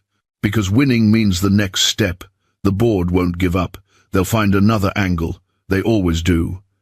He glanced at her. And Saskia's father, he's the kind of man who doesn't let go of grudges. Your uncle? Half-uncle. The Duke's son from his first marriage. Edward Jr. Rhys's expression darkened. He nearly destroyed the family before the Duke cut him off. Gambling, fraud, associating with people who made money in ways that didn't bear scrutiny. The Duke gave him chance after chance, but Edward just kept taking. What did he do? Finally, tried to sell off family heirlooms to cover gambling debts, including my grandmother's jewelry. Rhys's jaw tightened. The pieces the Duke had commissioned for her, that she'd worn on their wedding day. He was going to melt them down. That's horrible. The Duke disowned him that day, had him removed from the estate by police. Edward swore he'd get revenge, that he'd take everything. Rhys looked at her. He spent 20 years waiting for this chance. They arrived at Valerian House just as afternoon light was slanting through the windows, turning everything golden. Nerina had never been so happy to see the old house. They handed the evidence to Whitmore over the phone, started the process of dismantling Saskia's case. By evening, it was essentially over. The physician's testimony would destroy any claim of incompetence. They'd won, but Rhys still looked haunted. I need to check something, he said abruptly, standing from the desk in the study. You should rest. You've barely slept. Neither have you. I'm used to it. He left before she could argue. Nerina tried to rest. Lasted about 20 minutes before curiosity drove her out of bed. She'd been in most of Valerian House now, but there was one section she'd avoided. The old servants' quarters in the true East Wing, not her renovated rooms, but the original cramped spaces where her mother had lived. The door was usually locked. Tonight, it stood ajar. She pushed it open carefully. The corridor beyond was dark, lit only by the spill of light from one open doorway. She heard no sound, but something pulled her forward. The room was a child's bedroom, perfectly preserved. Pink walls, white furniture, shelves full of toys and books, a small bed with a unicorn coverlet, and everywhere photos. A little girl with dark hair and darker eyes, laughing, playing, alive. Nerina's heart stopped. On the dresser, a birth certificate in a silver frame. Amelie Catherine Valerian, born 2009. Next to it, a death certificate, died 2015, age 6. She heard the sharp intake of breath behind her. Reese stood in the doorway, face drained of color. I told you to rest. I'm sorry. I didn't know. Get out. His voice was barely controlled. Reese, get out. The words were torn from somewhere deep and bleeding. Mrs. Dawan appeared, seemingly from nowhere, and gently took Nerina's arm. Come, child. Let him be. In the hallway. Door closed between them, and that shrine of grief, Mrs. Dawan said quietly. His daughter. The car accident I mentioned. This was her room. Why is it here? In the servants' wing, because after the accident, after the divorce, he couldn't bear to see it every day. But he couldn't dismantle it either. So he had it moved here, preserved exactly as she left it. Mrs. Dawan's eyes were sad. He comes here sometimes, late at night, just sits with her things. Nerina's chest felt like it was caving in. Everything clicked into place. The Duke's attachment to Nerina's mother, Reese's resentment, the will that tried to force them together. The Duke blamed him for Amelie's death, Nerina said. In his grief, yes, it wasn't fair, but grief rarely is. Mrs. Dawan squeezed her hand. Give him time. Nerina waited an hour. 2. Finally, she went back. Reese was still in the room, sitting on the small bed, holding a worn, stuffed elephant. He looked up when she entered, and the devastation in his eyes nearly broke her. She didn't say anything, just sat beside him. After a long silence, her favorite color was yellow. That's why I hated it when you first painted the hallway. I couldn't breathe when I saw it. I'm so sorry. The Duke blamed me, said I should have stopped Elena from driving, should have been there, should have protected her. His voice cracked. He was right. No. Nerina took his hand. It was an accident, a terrible, horrible accident, but it wasn't your fault. You couldn't have known. I should have stopped her, should have seen how angry she was, how she'd been drinking. His hand tightened on hers. The Duke changed his will after the funeral, was going to leave everything to charity, said I didn't deserve to be a father, didn't deserve to carry the Valerian name, but he changed it again. Left half to me, because your mother got sick, because he saw a chance to teach me something. Reese finally looked at her. He wanted me to learn how to protect someone, how to put someone else first, how to love something more than my pride. Did it work? She whispered. Yes. He pulled her closer, wrapped his arms around her. I think it worked. Day 62 should have felt like victory. Whitmore called at 9 in the morning, voice professionally pleased. Dr. Marsh's testimony is devastating to Miss Harcourt's case. The court's already expediting the hearing. She'll withdraw the challenge by week's end or face charges for filing fraudulent claims. Reese thanked him, ended the call, and stared out the study window at the grounds. Why do you look like someone died? Nerina said from the doorway. Saskia will withdraw, but her father won't stop. The board won't stop. They never do. He turned to face her. And I need to tell you something before you find out another way. Her stomach dropped. What? The board didn't just want me to sell, they wanted me to marry, produce an heir, give them certainty about succession. His jaw tightened. 2 years ago, the Duke tried to help, introduced me to someone the board would approve of. Sophia Blackwood, daughter of a media magnate, impeccable bloodlines, ambitious. Jealousy flared hot and unexpected in Nerina's chest. What happened? She lasted 3 weeks. He searched for words. Exactly what she expected. Polite, cold. I took her to dinners, introduced her to the right people, said all the correct things. She left crying, told the Duke, I was a beautiful statue with no heart. And now, his eyes locked on hers. Now I'm painting your rooms like a madman and fighting the urge to lock you in this house and never let you leave. You tell me what's different. The air between them ignited. Before either could move, Mrs. Dewan knocked urgently.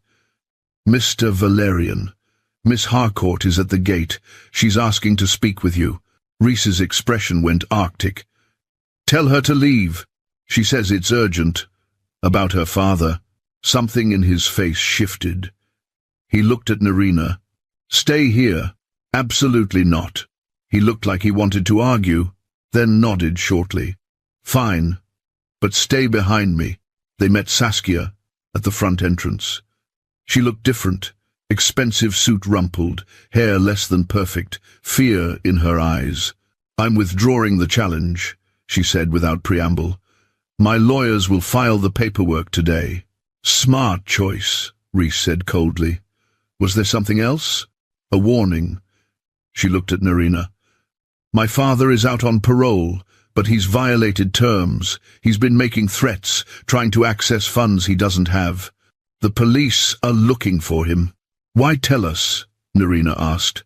"Because he's obsessed with this estate, with taking it from Reese, and he's not stable." Saskia's hands shook slightly. "He's been calling me, ranting about Valerian blood, about what's owed to him. He knows about you." She looked at Nerina. "The maid's daughter who stole his inheritance," his words. Reese stepped between them. "If he comes near this property, I know. Saskia looked genuinely frightened. "I thought I was helping him, thought he deserved a chance, but he's dangerous, be careful." She left, and Reese immediately pulled out his phone. "I'm calling security. No one gets past the gates without clearance." By afternoon, there were 3 additional security guards patrolling the grounds. Nerina should have felt safe. Instead, she felt like they were waiting for something terrible to happen. Day 62 arrived with the crisp efficiency of a door slamming shut on Saskia's ambitions. Whitmore called at 9 in the morning. "Dr. Marsh's testimony is devastating. Miss Harcourt has withdrawn her challenge. The court has validated the original will. It's over." Nerina expected to feel relief, victory. Instead, she felt strangely hollow as she hung up the phone. They'd won. She found Reese in the Duke's study, staring at a document on the desk. He didn't look up when she entered. "We won," she said. "I know." His voice was flat. "Then what's the problem?" He finally met her eyes. "Because now we have to decide what happens next. The year isn't over. We still have 300 days to go. 300 days of—" He gestured between them. The word hung heavy with everything they'd been avoiding. The touches that lingered too long, the painted rooms, the night in the car, the way they orbited each other like binary stars, pulled together by gravity neither could resist. "Is that so terrible?" she asked quietly. His laugh was bitter. "You have no idea." Before she could respond, his phone rang. He glanced at the screen, and his whole body went rigid. "It's Harcourt, the board member," he answered, voice cold and professional. "Yes?" Nerina watched his expression darken with each passing second. "That's not acceptable. I don't care what the shareholders want." "No." "Absolutely not." He ended the call, set the phone down carefully like he wanted to throw it. What did he want? "The board is calling an emergency meeting. They want me in London tomorrow." He looked at her. "They're going to pressure me to sell. Use the fact that Saskia's challenge failed as evidence that keeping the estate is a liability. You're not going to sell." "No, but they'll make it as difficult as possible if I refuse." He ran a hand through his hair. "There are ways to force me out as CEO if they unite against me. Ways to make me choose between the company and the estate. Would you choose?" He looked at her for a long moment. "A month ago, I would have said the company. It's all I've had for 9 years. The only thing that made sense after—" He stopped. "Now I don't know." The vulnerability in his admission made her chest ache. "Come with me," he said suddenly. "To London? To the meeting. Let them see you. Let them understand this isn't just about the estate. It's about—" He stopped himself. "Just come." The next morning, they drove to London. Reese in a charcoal three-piece suit that made him look like controlled violence, Nerina in the one professional dress she owned, feeling wildly out of her depth. The Valerian capital offices occupied 3 floors of a glass tower in Canary Wharf. Everything was steel and money and intimidation. The board members were waiting in a conference room that overlooked the Thames. 8 men, silver-haired and shark-eyed. Harcourt sat at the head of the table like he owned it. "Mr. Valerian," Harcourt said. "And this must be Miss Crane." "How?" "Unexpected." Reese pulled out a chair for Nerina, then took his own seat. "Let's skip the pleasantries. You called this meeting. Say what you need to say." "Very well." Harcourt opened a folder. "The estate is a drain on resources. Maintenance costs alone are £500,000 annually. The land could be developed for 100 million, possibly more. The shareholders want returns, not sentiment. The shareholders elected me CEO because I deliver returns. Valerian Capital posted record profits last quarter. And imagine what you could do if you weren't distracted." Harcourt's eyes flicked to Nerina. "By real estate or other obligations." The implication was clear. Nerina was a distraction, a liability. Reese's voice went deadly quiet. "Be very careful what you say next. The board has discussed this extensively. We're prepared to offer you a choice."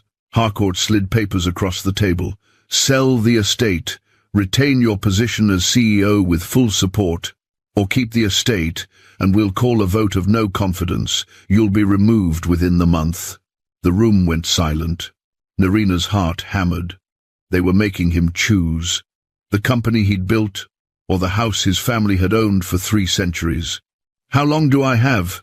Reese asked, voice betraying nothing. 72 hours. Reese stood. "Then we're done here." He took Nerina's hand, in front of all of them, openly, possessively, and led her out. In the elevator, descending towards street level, he said, "I'm sorry. I shouldn't have brought you into that." "What are you going to do?" He looked at their joined hands. "I don't know." They took a late drive back to Birmingham. Reese stared out the window at the darkness rushing past, jaw tight. "Talk to me," Nerina said. "I built that company from almost nothing. After Amelie died, after the divorce, it was the only thing that made sense. Numbers, profits, things I could control." He finally looked at her. "But the estate is 300 years of history.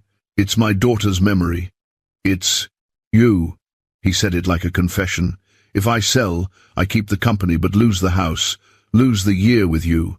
The will states we both have to live there for 365 days. If the estate is sold, the condition is void."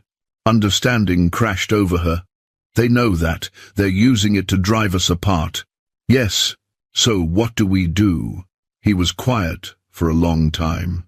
Then, "Can I show you something?" Back at Valerian House near midnight, he led her to a room she'd never entered, his private office in the West Wing. He unlocked a drawer, pulled out architectural plans, spread them across the desk. Nerina leaned over, studying them. "What is this?" "Plans for converting Valerian House into a private mental health facility. Residential treatment for grief, trauma, PTSD. His finger traced the drawings. "The Duke's rooms become administrative offices. The guest wings become patient suites. The gardens get therapy spaces. The chapel becomes a meditation center. This is beautiful. When did you?" 3 years ago, after I realized I couldn't keep living in a mausoleum." He looked at her. "I was going to do it anyway. Turn the house into something that helped people instead of just haunting me.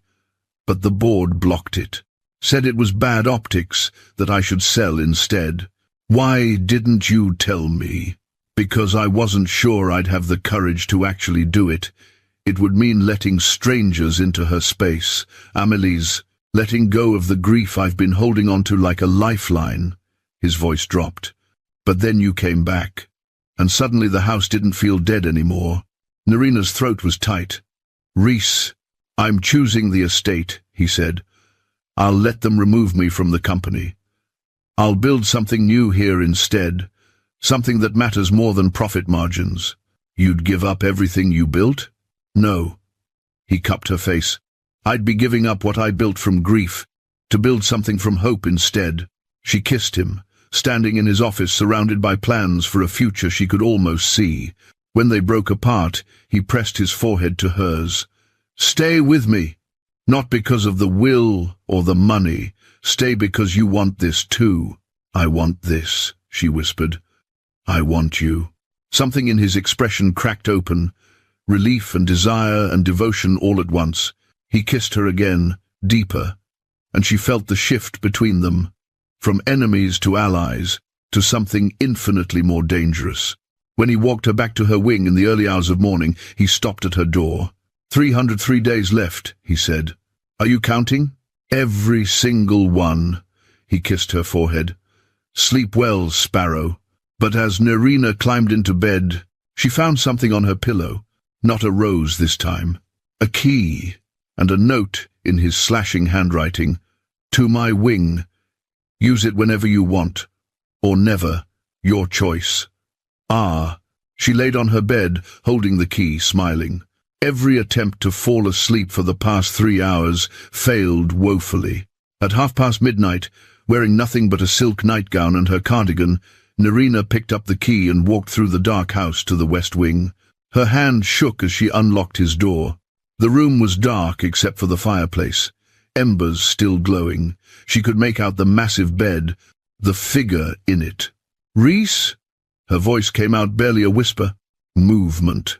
He sat up, and in the dim light she saw him bare-chested, hair disheveled from sleep, looking at her like he thought he might be dreaming. Nerina. Her name sounded like a prayer. What are you doing here? I couldn't sleep. So you came to torture me? His voice was rough, wanting, standing there in that nightgown looking at me like what? Like you want me to ruin you. Her breath caught. Maybe I do.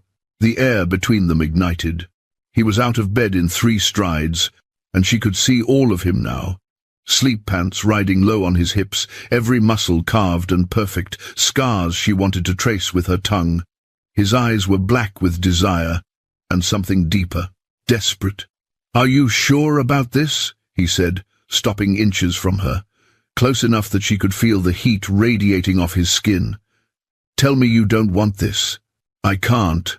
She reached up, touched his chest, felt his heart hammering under her palm. I've tried to hate you, tried to stay away. I can't anymore. He made a sound low in his throat, need and surrender, and cupped her face. If we do this, Nerina, there's no going back. I won't be able to let you go.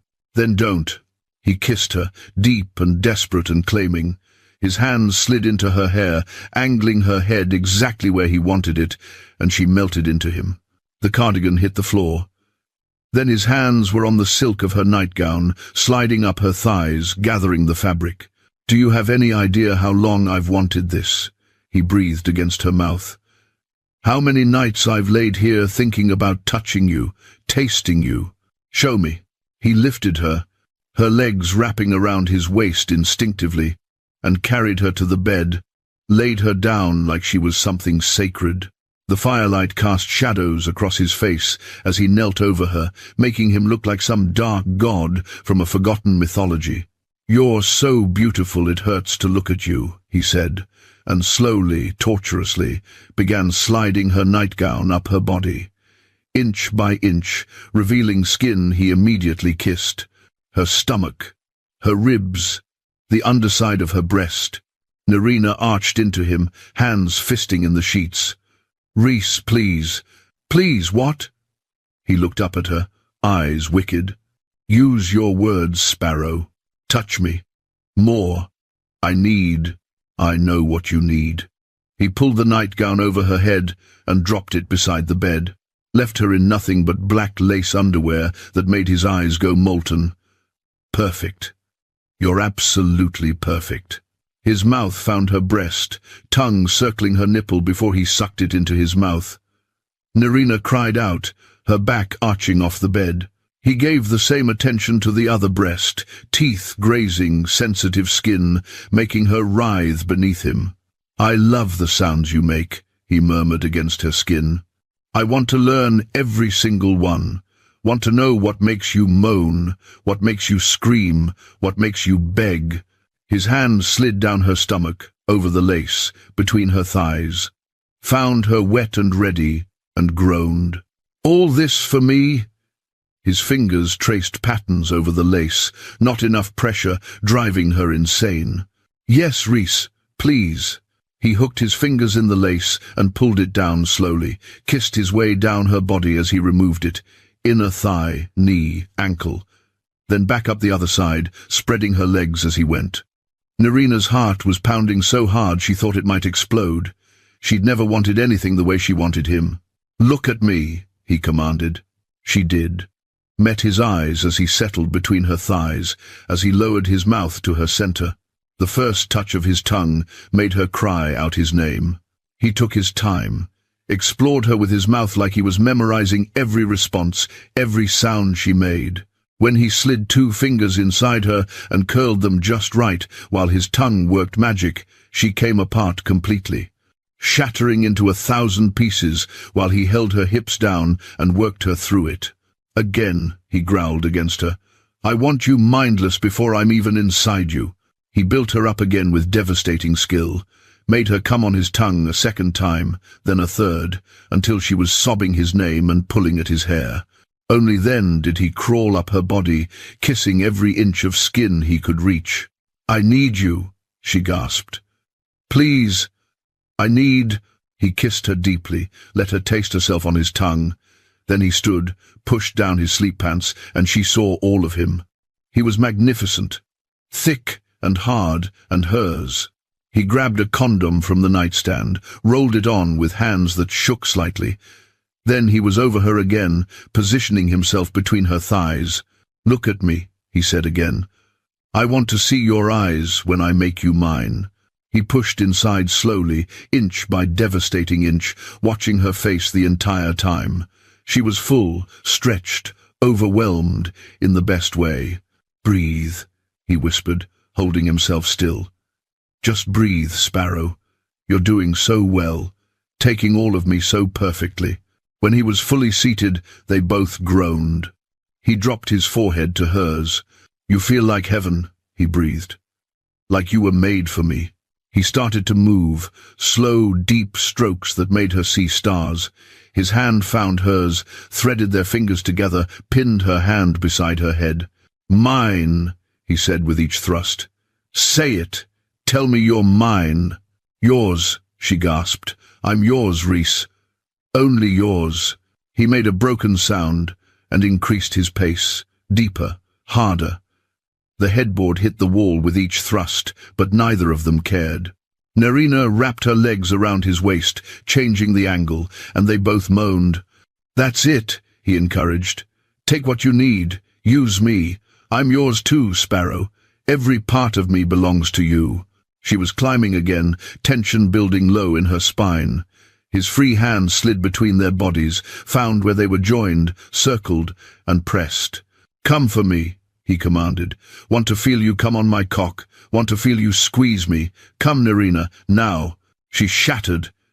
Came so hard, she screamed his name, nails raking down his back, body arching into his. He followed her over with a shout, burying his face in her neck, hips stuttering as he emptied himself inside her. They collapsed together, breathing hard, hearts racing. After a moment he carefully withdrew and disposed of the condom. Then he was back, pulling her against his chest, wrapping around her like he could shield her from the entire world. "Stay," he murmured into her hair. "Don't go back to your wing. Stay here with me." "Okay," she whispered. He pulled the covers over them both, kissed her forehead, her nose, her lips. "I love you," he said. "I know I don't deserve to say it, but I love you, Nerina, more than I've ever loved anything. I love you too." The words felt inevitable. True. "Even though you're impossible and infuriating, and—" He kissed her quiet. "I know. I'll spend the rest of my life making up for it." She fell asleep in his arms, safer and happier than she'd ever been. When she woke hours later, early morning light was streaming through the windows. Rhys was still asleep beside her, one arm thrown possessively across her waist even in sleep. He looked younger like this, peaceful. She'd never seen him at peace before. Nerina slipped out of bed carefully, not wanting to wake him. She was pleasantly sore, her body remembering every moment of the night before. She found his shirt from yesterday on the floor and pulled it on, breathing in his scent. She padded across the room toward the bathroom, smiling to herself. That's when she saw it. A document on his desk, partially hidden under his laptop. The Valerian capital letterhead made her pause. She shouldn't look. It was private, probably just business. But her name was visible on the page. Her stomach dropped. With shaking hands, she pulled the document free and began to read. Agreement between Rhys Valerian and Lame Harcourt, executed on behalf of Valerian Capital Board of Directors, dated 14 days prior to the reading of the last will and testament of Edward Rhys Valerian. The words swam in front of her eyes. Party A, R. Valerian, agrees to facilitate the voluntary departure of Nerina Crane from Valerian House within 90 days of estate occupation. No. Through means including but not limited to creating hostile living conditions, leveraging familial resentment, coordinating with third-party challenges to estate claim. Her heart was shattering with each word.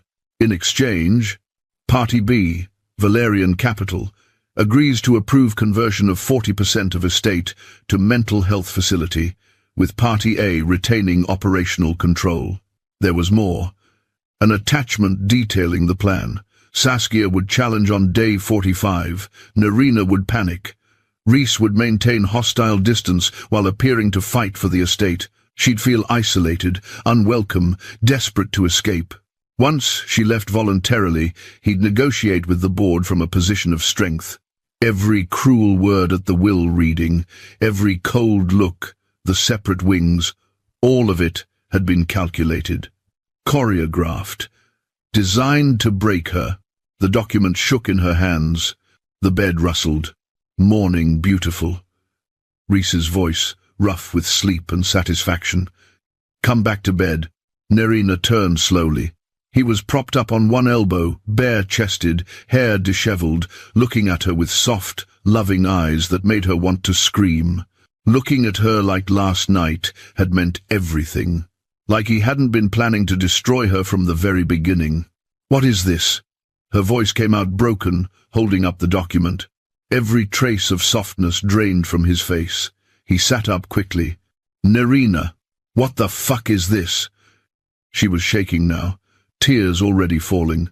He was out of bed, grabbing his trousers from the floor, pulling them on. Let me explain. You planned this. She backed away as he approached. From before I even arrived. You and Harcourt and Saskia, you were working together. This whole thing was a con.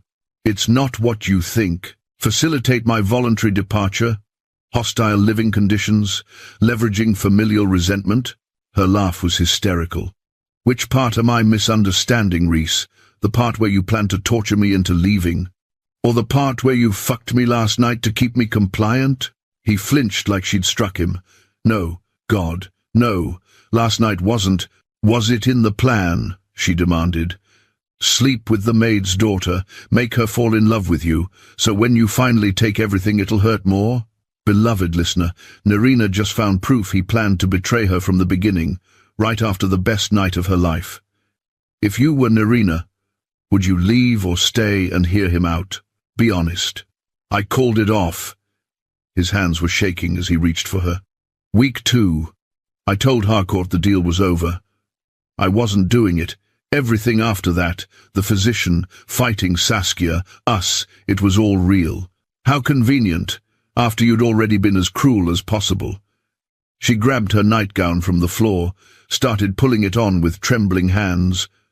God, I'm so stupid. I actually believed you cared about me. I do care about you. I love you. Stop it. The word came out sharp enough to cut. Don't you dare say that to me. Not after this. Nerina, please. He tried to touch her face. She jerked away. Don't touch me. Just listen. Please. Just let me explain. Explain what? That you've spent 20 years finding new ways to hurt me. First you drove my mother away, then you planned to drive me away. The only difference is this time you fucked me first. His face went white. It wasn't like that. Then what was it like? She was crying openly now. Tell me, Rhys. Tell me which part of last night was real. When you called me yours. When you said you loved me. When you made me believe you actually wanted me to stay. All of it. His voice cracked.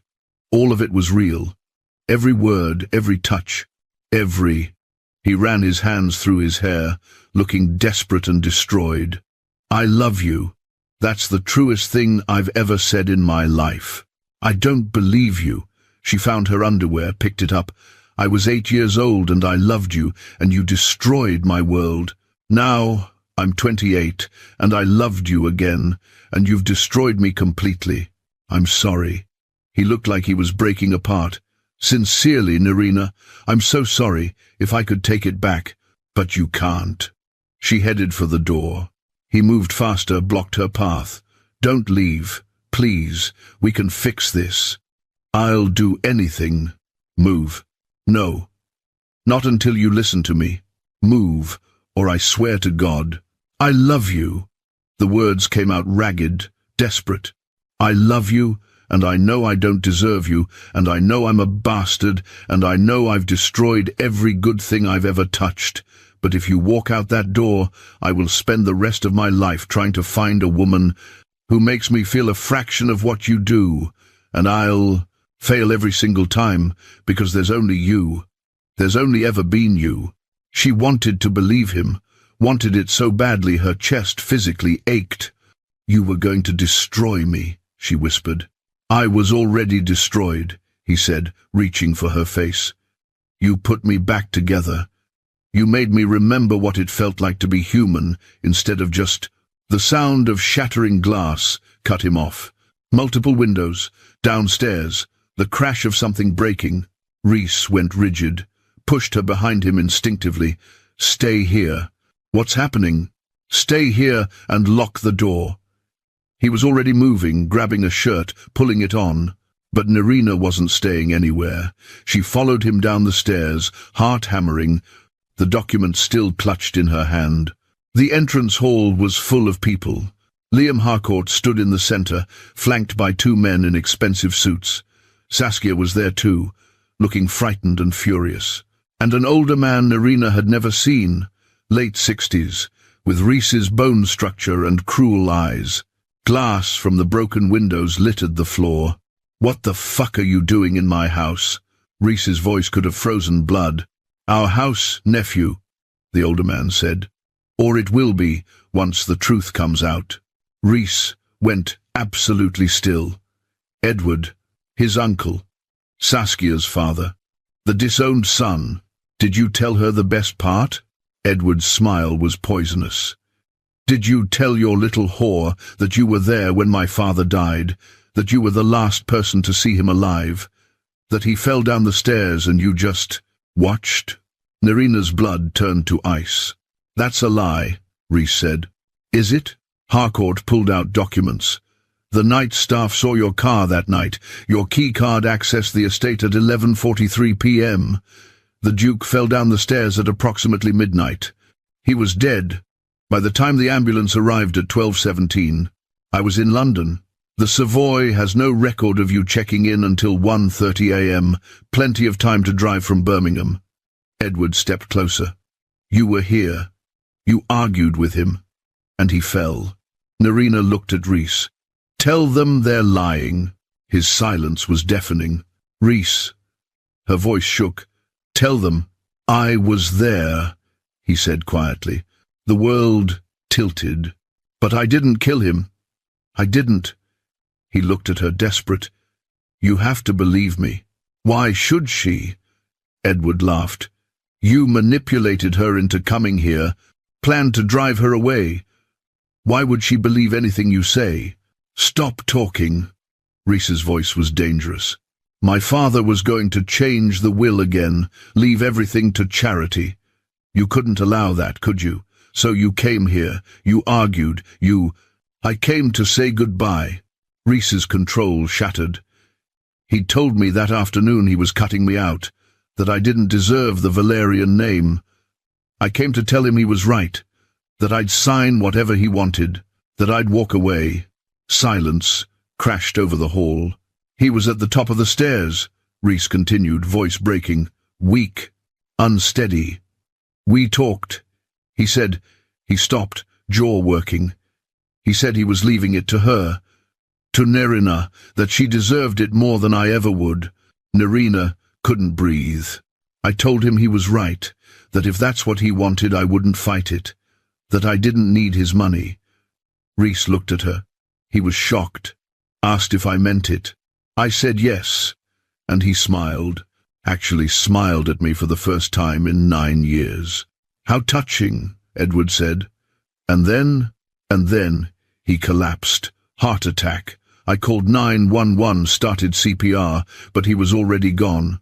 Rhys's hands were shaking. His last words were, protect her, promise me. I promised, and he died. Convenient, Harcourt said. No witnesses, no proof. The autopsy showed heart failure, Rhys said. Brought on by stress, by confrontation, by his grandson threatening him. I never threatened him. Then why hide that you were there? Saskia asked quietly. Why lie about being in London? Rhys looked at Nerina. Because I knew how it would look. I knew everyone would assume the worst, that I'd killed him for the money. That his voice broke. I couldn't prove I didn't. So I ran. Police sirens wailed in the distance, getting closer. We called them before we came, Harcourt said. They'll want to question you about the Duke's death. And if Miss Crane is smart, he looked at Nerina, she'll tell them the truth about your alibi, or lack thereof. All eyes turned to her. This was it. The choice. Believe Rhys, the man who'd planned to betray her, who'd been there when the Duke died, or tell the truth and potentially send him to prison.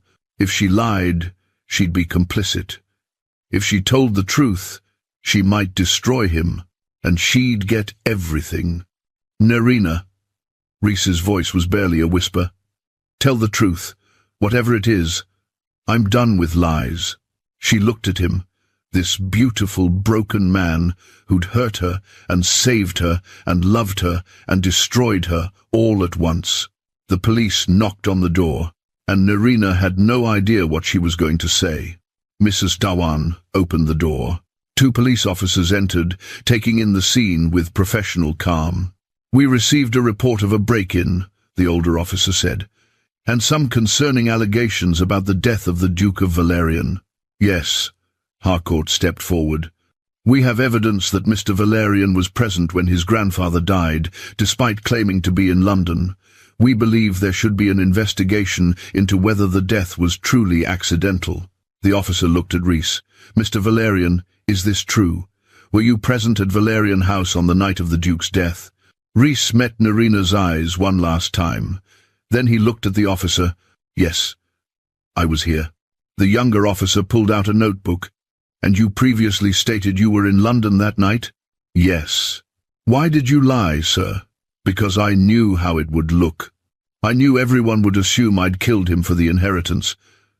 That no one would believe, his voice broke, that our last conversation was peaceful, that he died knowing I didn't hate him anymore. Can anyone corroborate your version of events? The officer asked. Everyone looked at Nerina. Her hand still clutched the document. Evidence of Rhys's plan to betray her, to drive her out, to use her. But she also heard his voice from last night. I love you. That's the truest thing I've ever said.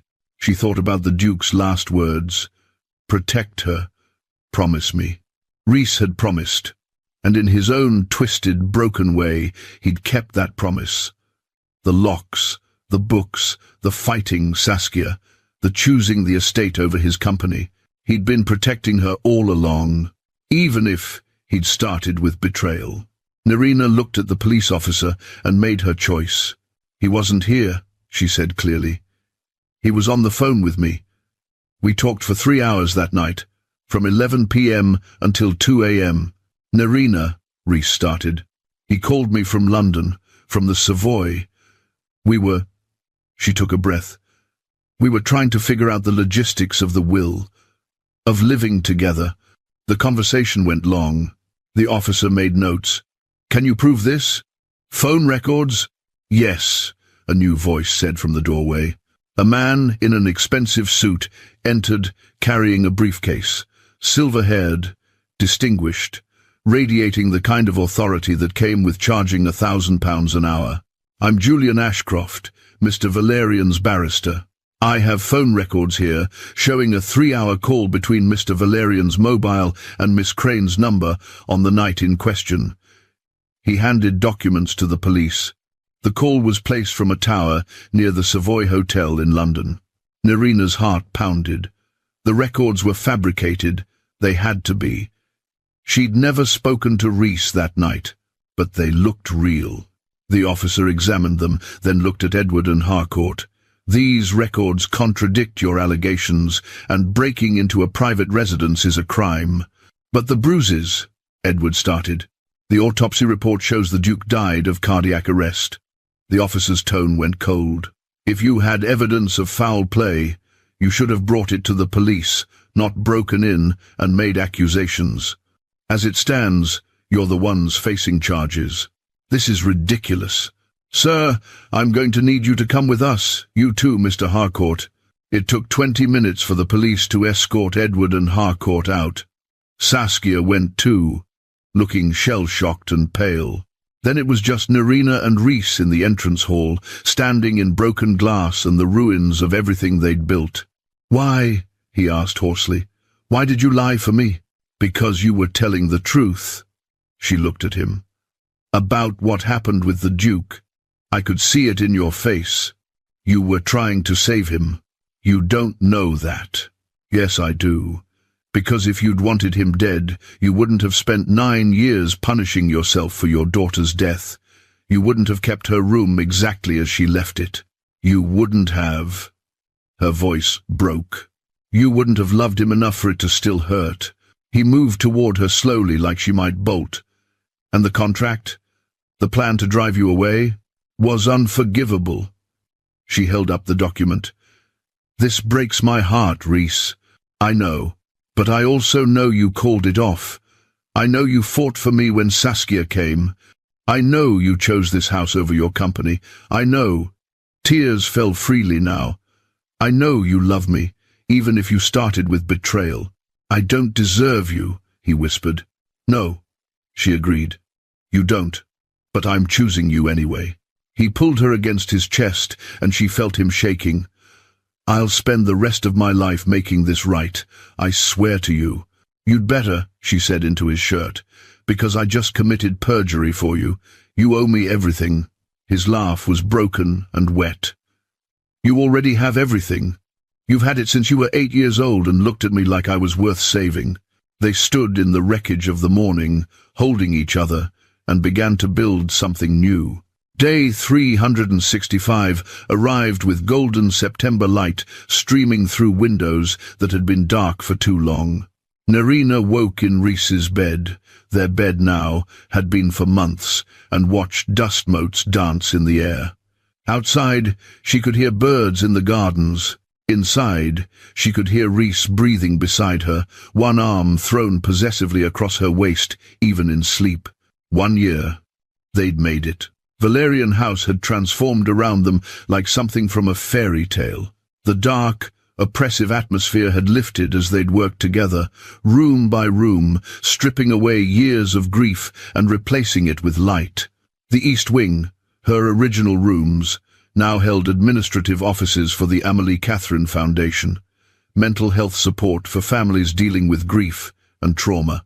They'd welcomed their first families 2 months ago, and the sound of children playing in the gardens had made Reese cry. The guest wings had been converted to residential treatment suites. The Duke's old study was now a library for patients. The chapel had become a meditation space with stained glass that threw rainbows across the floor. And everywhere, colour. The painted rooms had become their language, burgundy in the formal dining room, plum in the morning room, navy in the library, crimson in their private sitting room. Each shade a memory of a touch, a moment, a night when he'd marked her skin and then painted it on the walls for the world to see.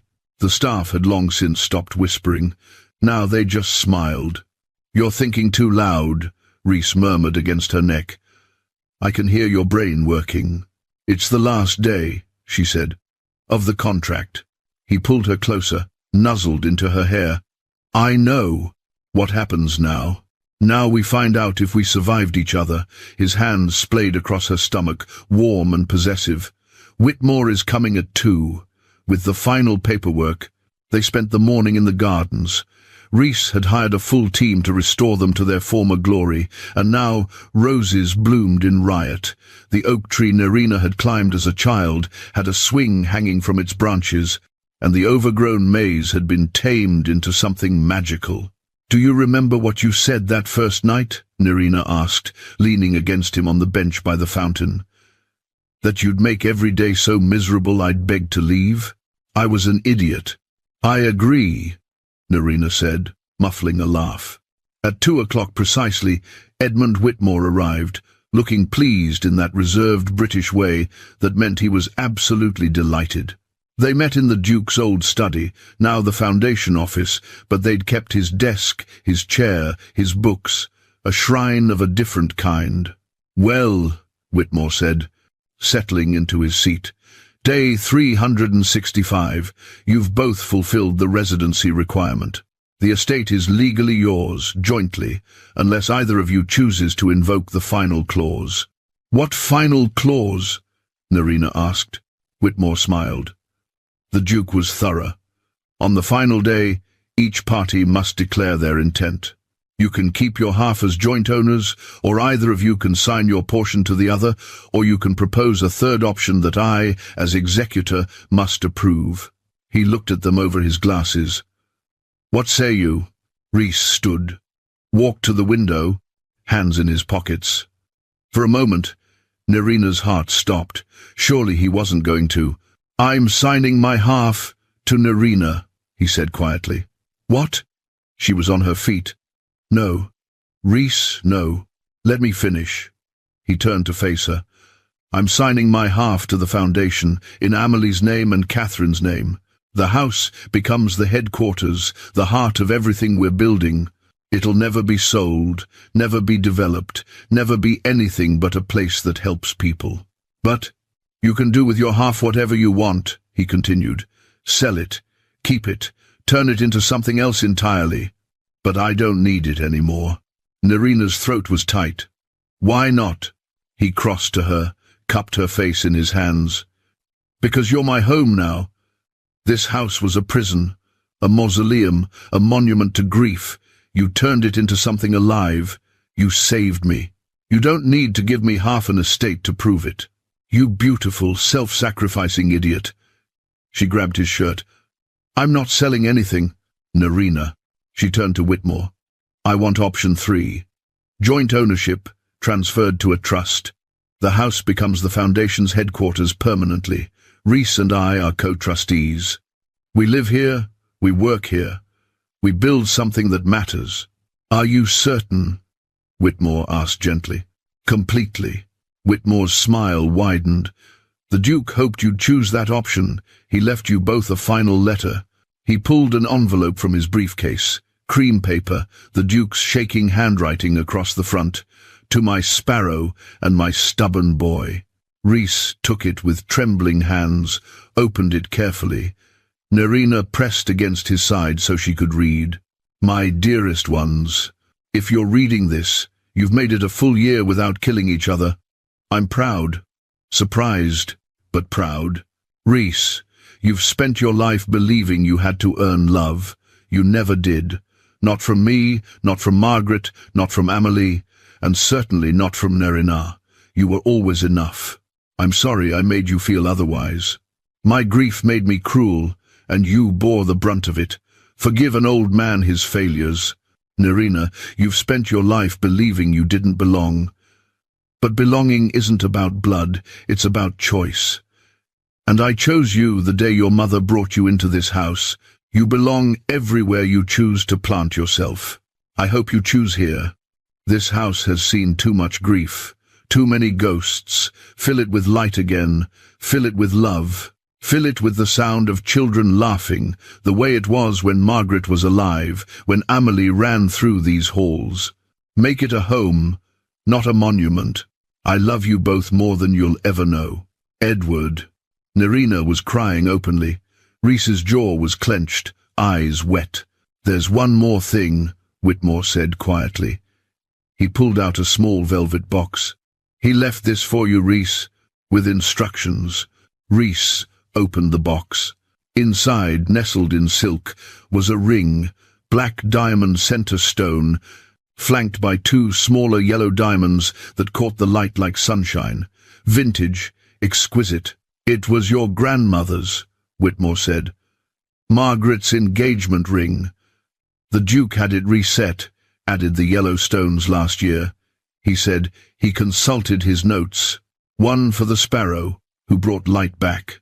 One for the little girl who loved yellow, both held together by the strength that comes from surviving darkness. Rhys stared at the ring like it might disappear. He left instructions that you should give it to Nerina on day 365, Whitmore continued. If she was still here. If you still wanted her to be. Silence filled the study. Then Rhys turned to Nerina and dropped to one knee. You don't have to, she started.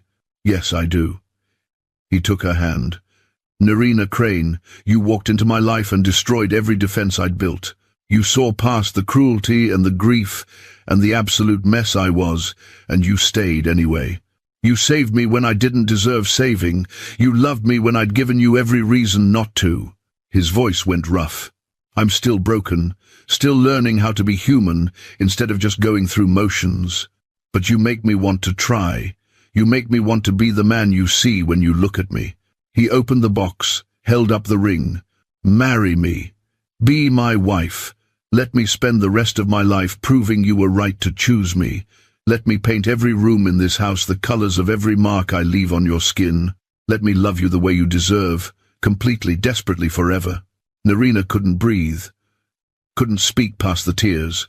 That's the most romantic and unhinged proposal I've ever heard, she finally managed. Is that a yes? It's a, you're going to be painting a lot of rooms. She pulled him up, kissed him hard. Yes, yes, you beautiful disaster, yes. He slid the ring onto her finger, perfect fit, like it had been made for her, and kissed her until Whitmore cleared his throat pointedly. I'll just process this paperwork then, the solicitor said, smiling. 6 months later, they were married in the portrait gallery. Nerina wore champagne silk that made Rhys's eyes go dark with want. He wore midnight black that made her want to skip the ceremony entirely. They spoke their vows under the painting of her mother and baby Nerina and the new portrait that hung beside it, Amelie, laughing, forever 6 and golden. The ceremony was small.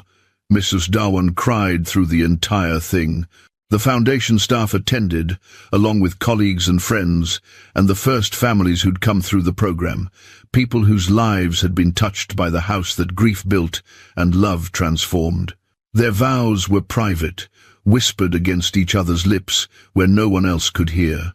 But everyone saw the way he looked at her, obsessed, devoted, finally at peace. The reception spilled into the gardens, music and laughter and light everywhere. Rhys pulled her away mid-dance, and she went willingly. Where are we going? I just had something repainted, he said, voice low and wicked. Want to see? What did you paint? You'll have to let me mark you first, to find out, Mrs. Valerian. She shivered at the name. I love the sound of that. Good, because I'm going to spend the rest of our lives making sure you never forget you're mine. He led her through the house, past the burgundy dining room, the plum morning room, the navy library, the crimson sitting room. past all the colors of their story, to a room in the family wing she hadn't been in recently. He opened the door. Nerina gasped. The nursery glowed in soft pink with yellow accents, clouds painted on the ceiling, a crib by the window, shelves waiting for books and toys, a rocking chair in the corner, and on the wall, in a simple frame, a quote, "Family is not blood, it is choice. It is love." "Rhys," she breathed. He wrapped his arms around her from behind, hands splaying across her stomach. "I know we just got married. I know it's soon. But I wanted you to see it, to know that when you're ready, if you're ready, this is waiting." She turned in his arms, kissed him deeply. "I'm pregnant." He froze. "What?" "3 months. I was going to tell you tonight." She smiled through tears. Surprise. His expression cycled through shock, disbelief, then pure joy. He dropped to his knees, pressed his face to her stomach. "Hello, little one," he whispered. "I'm your father, and I promise I'll be better for you than I was before. I'll be present, I'll be there. I'll love you so much you'll never doubt it." Nerina ran her fingers through his hair, crying happy tears. "We're going to be okay," she said. "All of us." He stood, pulled her close, kissed her like she was air, and he'd been drowning.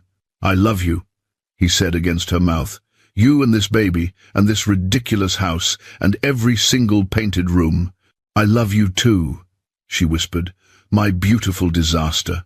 Later, when the house was quiet and the guests had gone, they stood in the portrait gallery. Someone had added a new portrait. Them.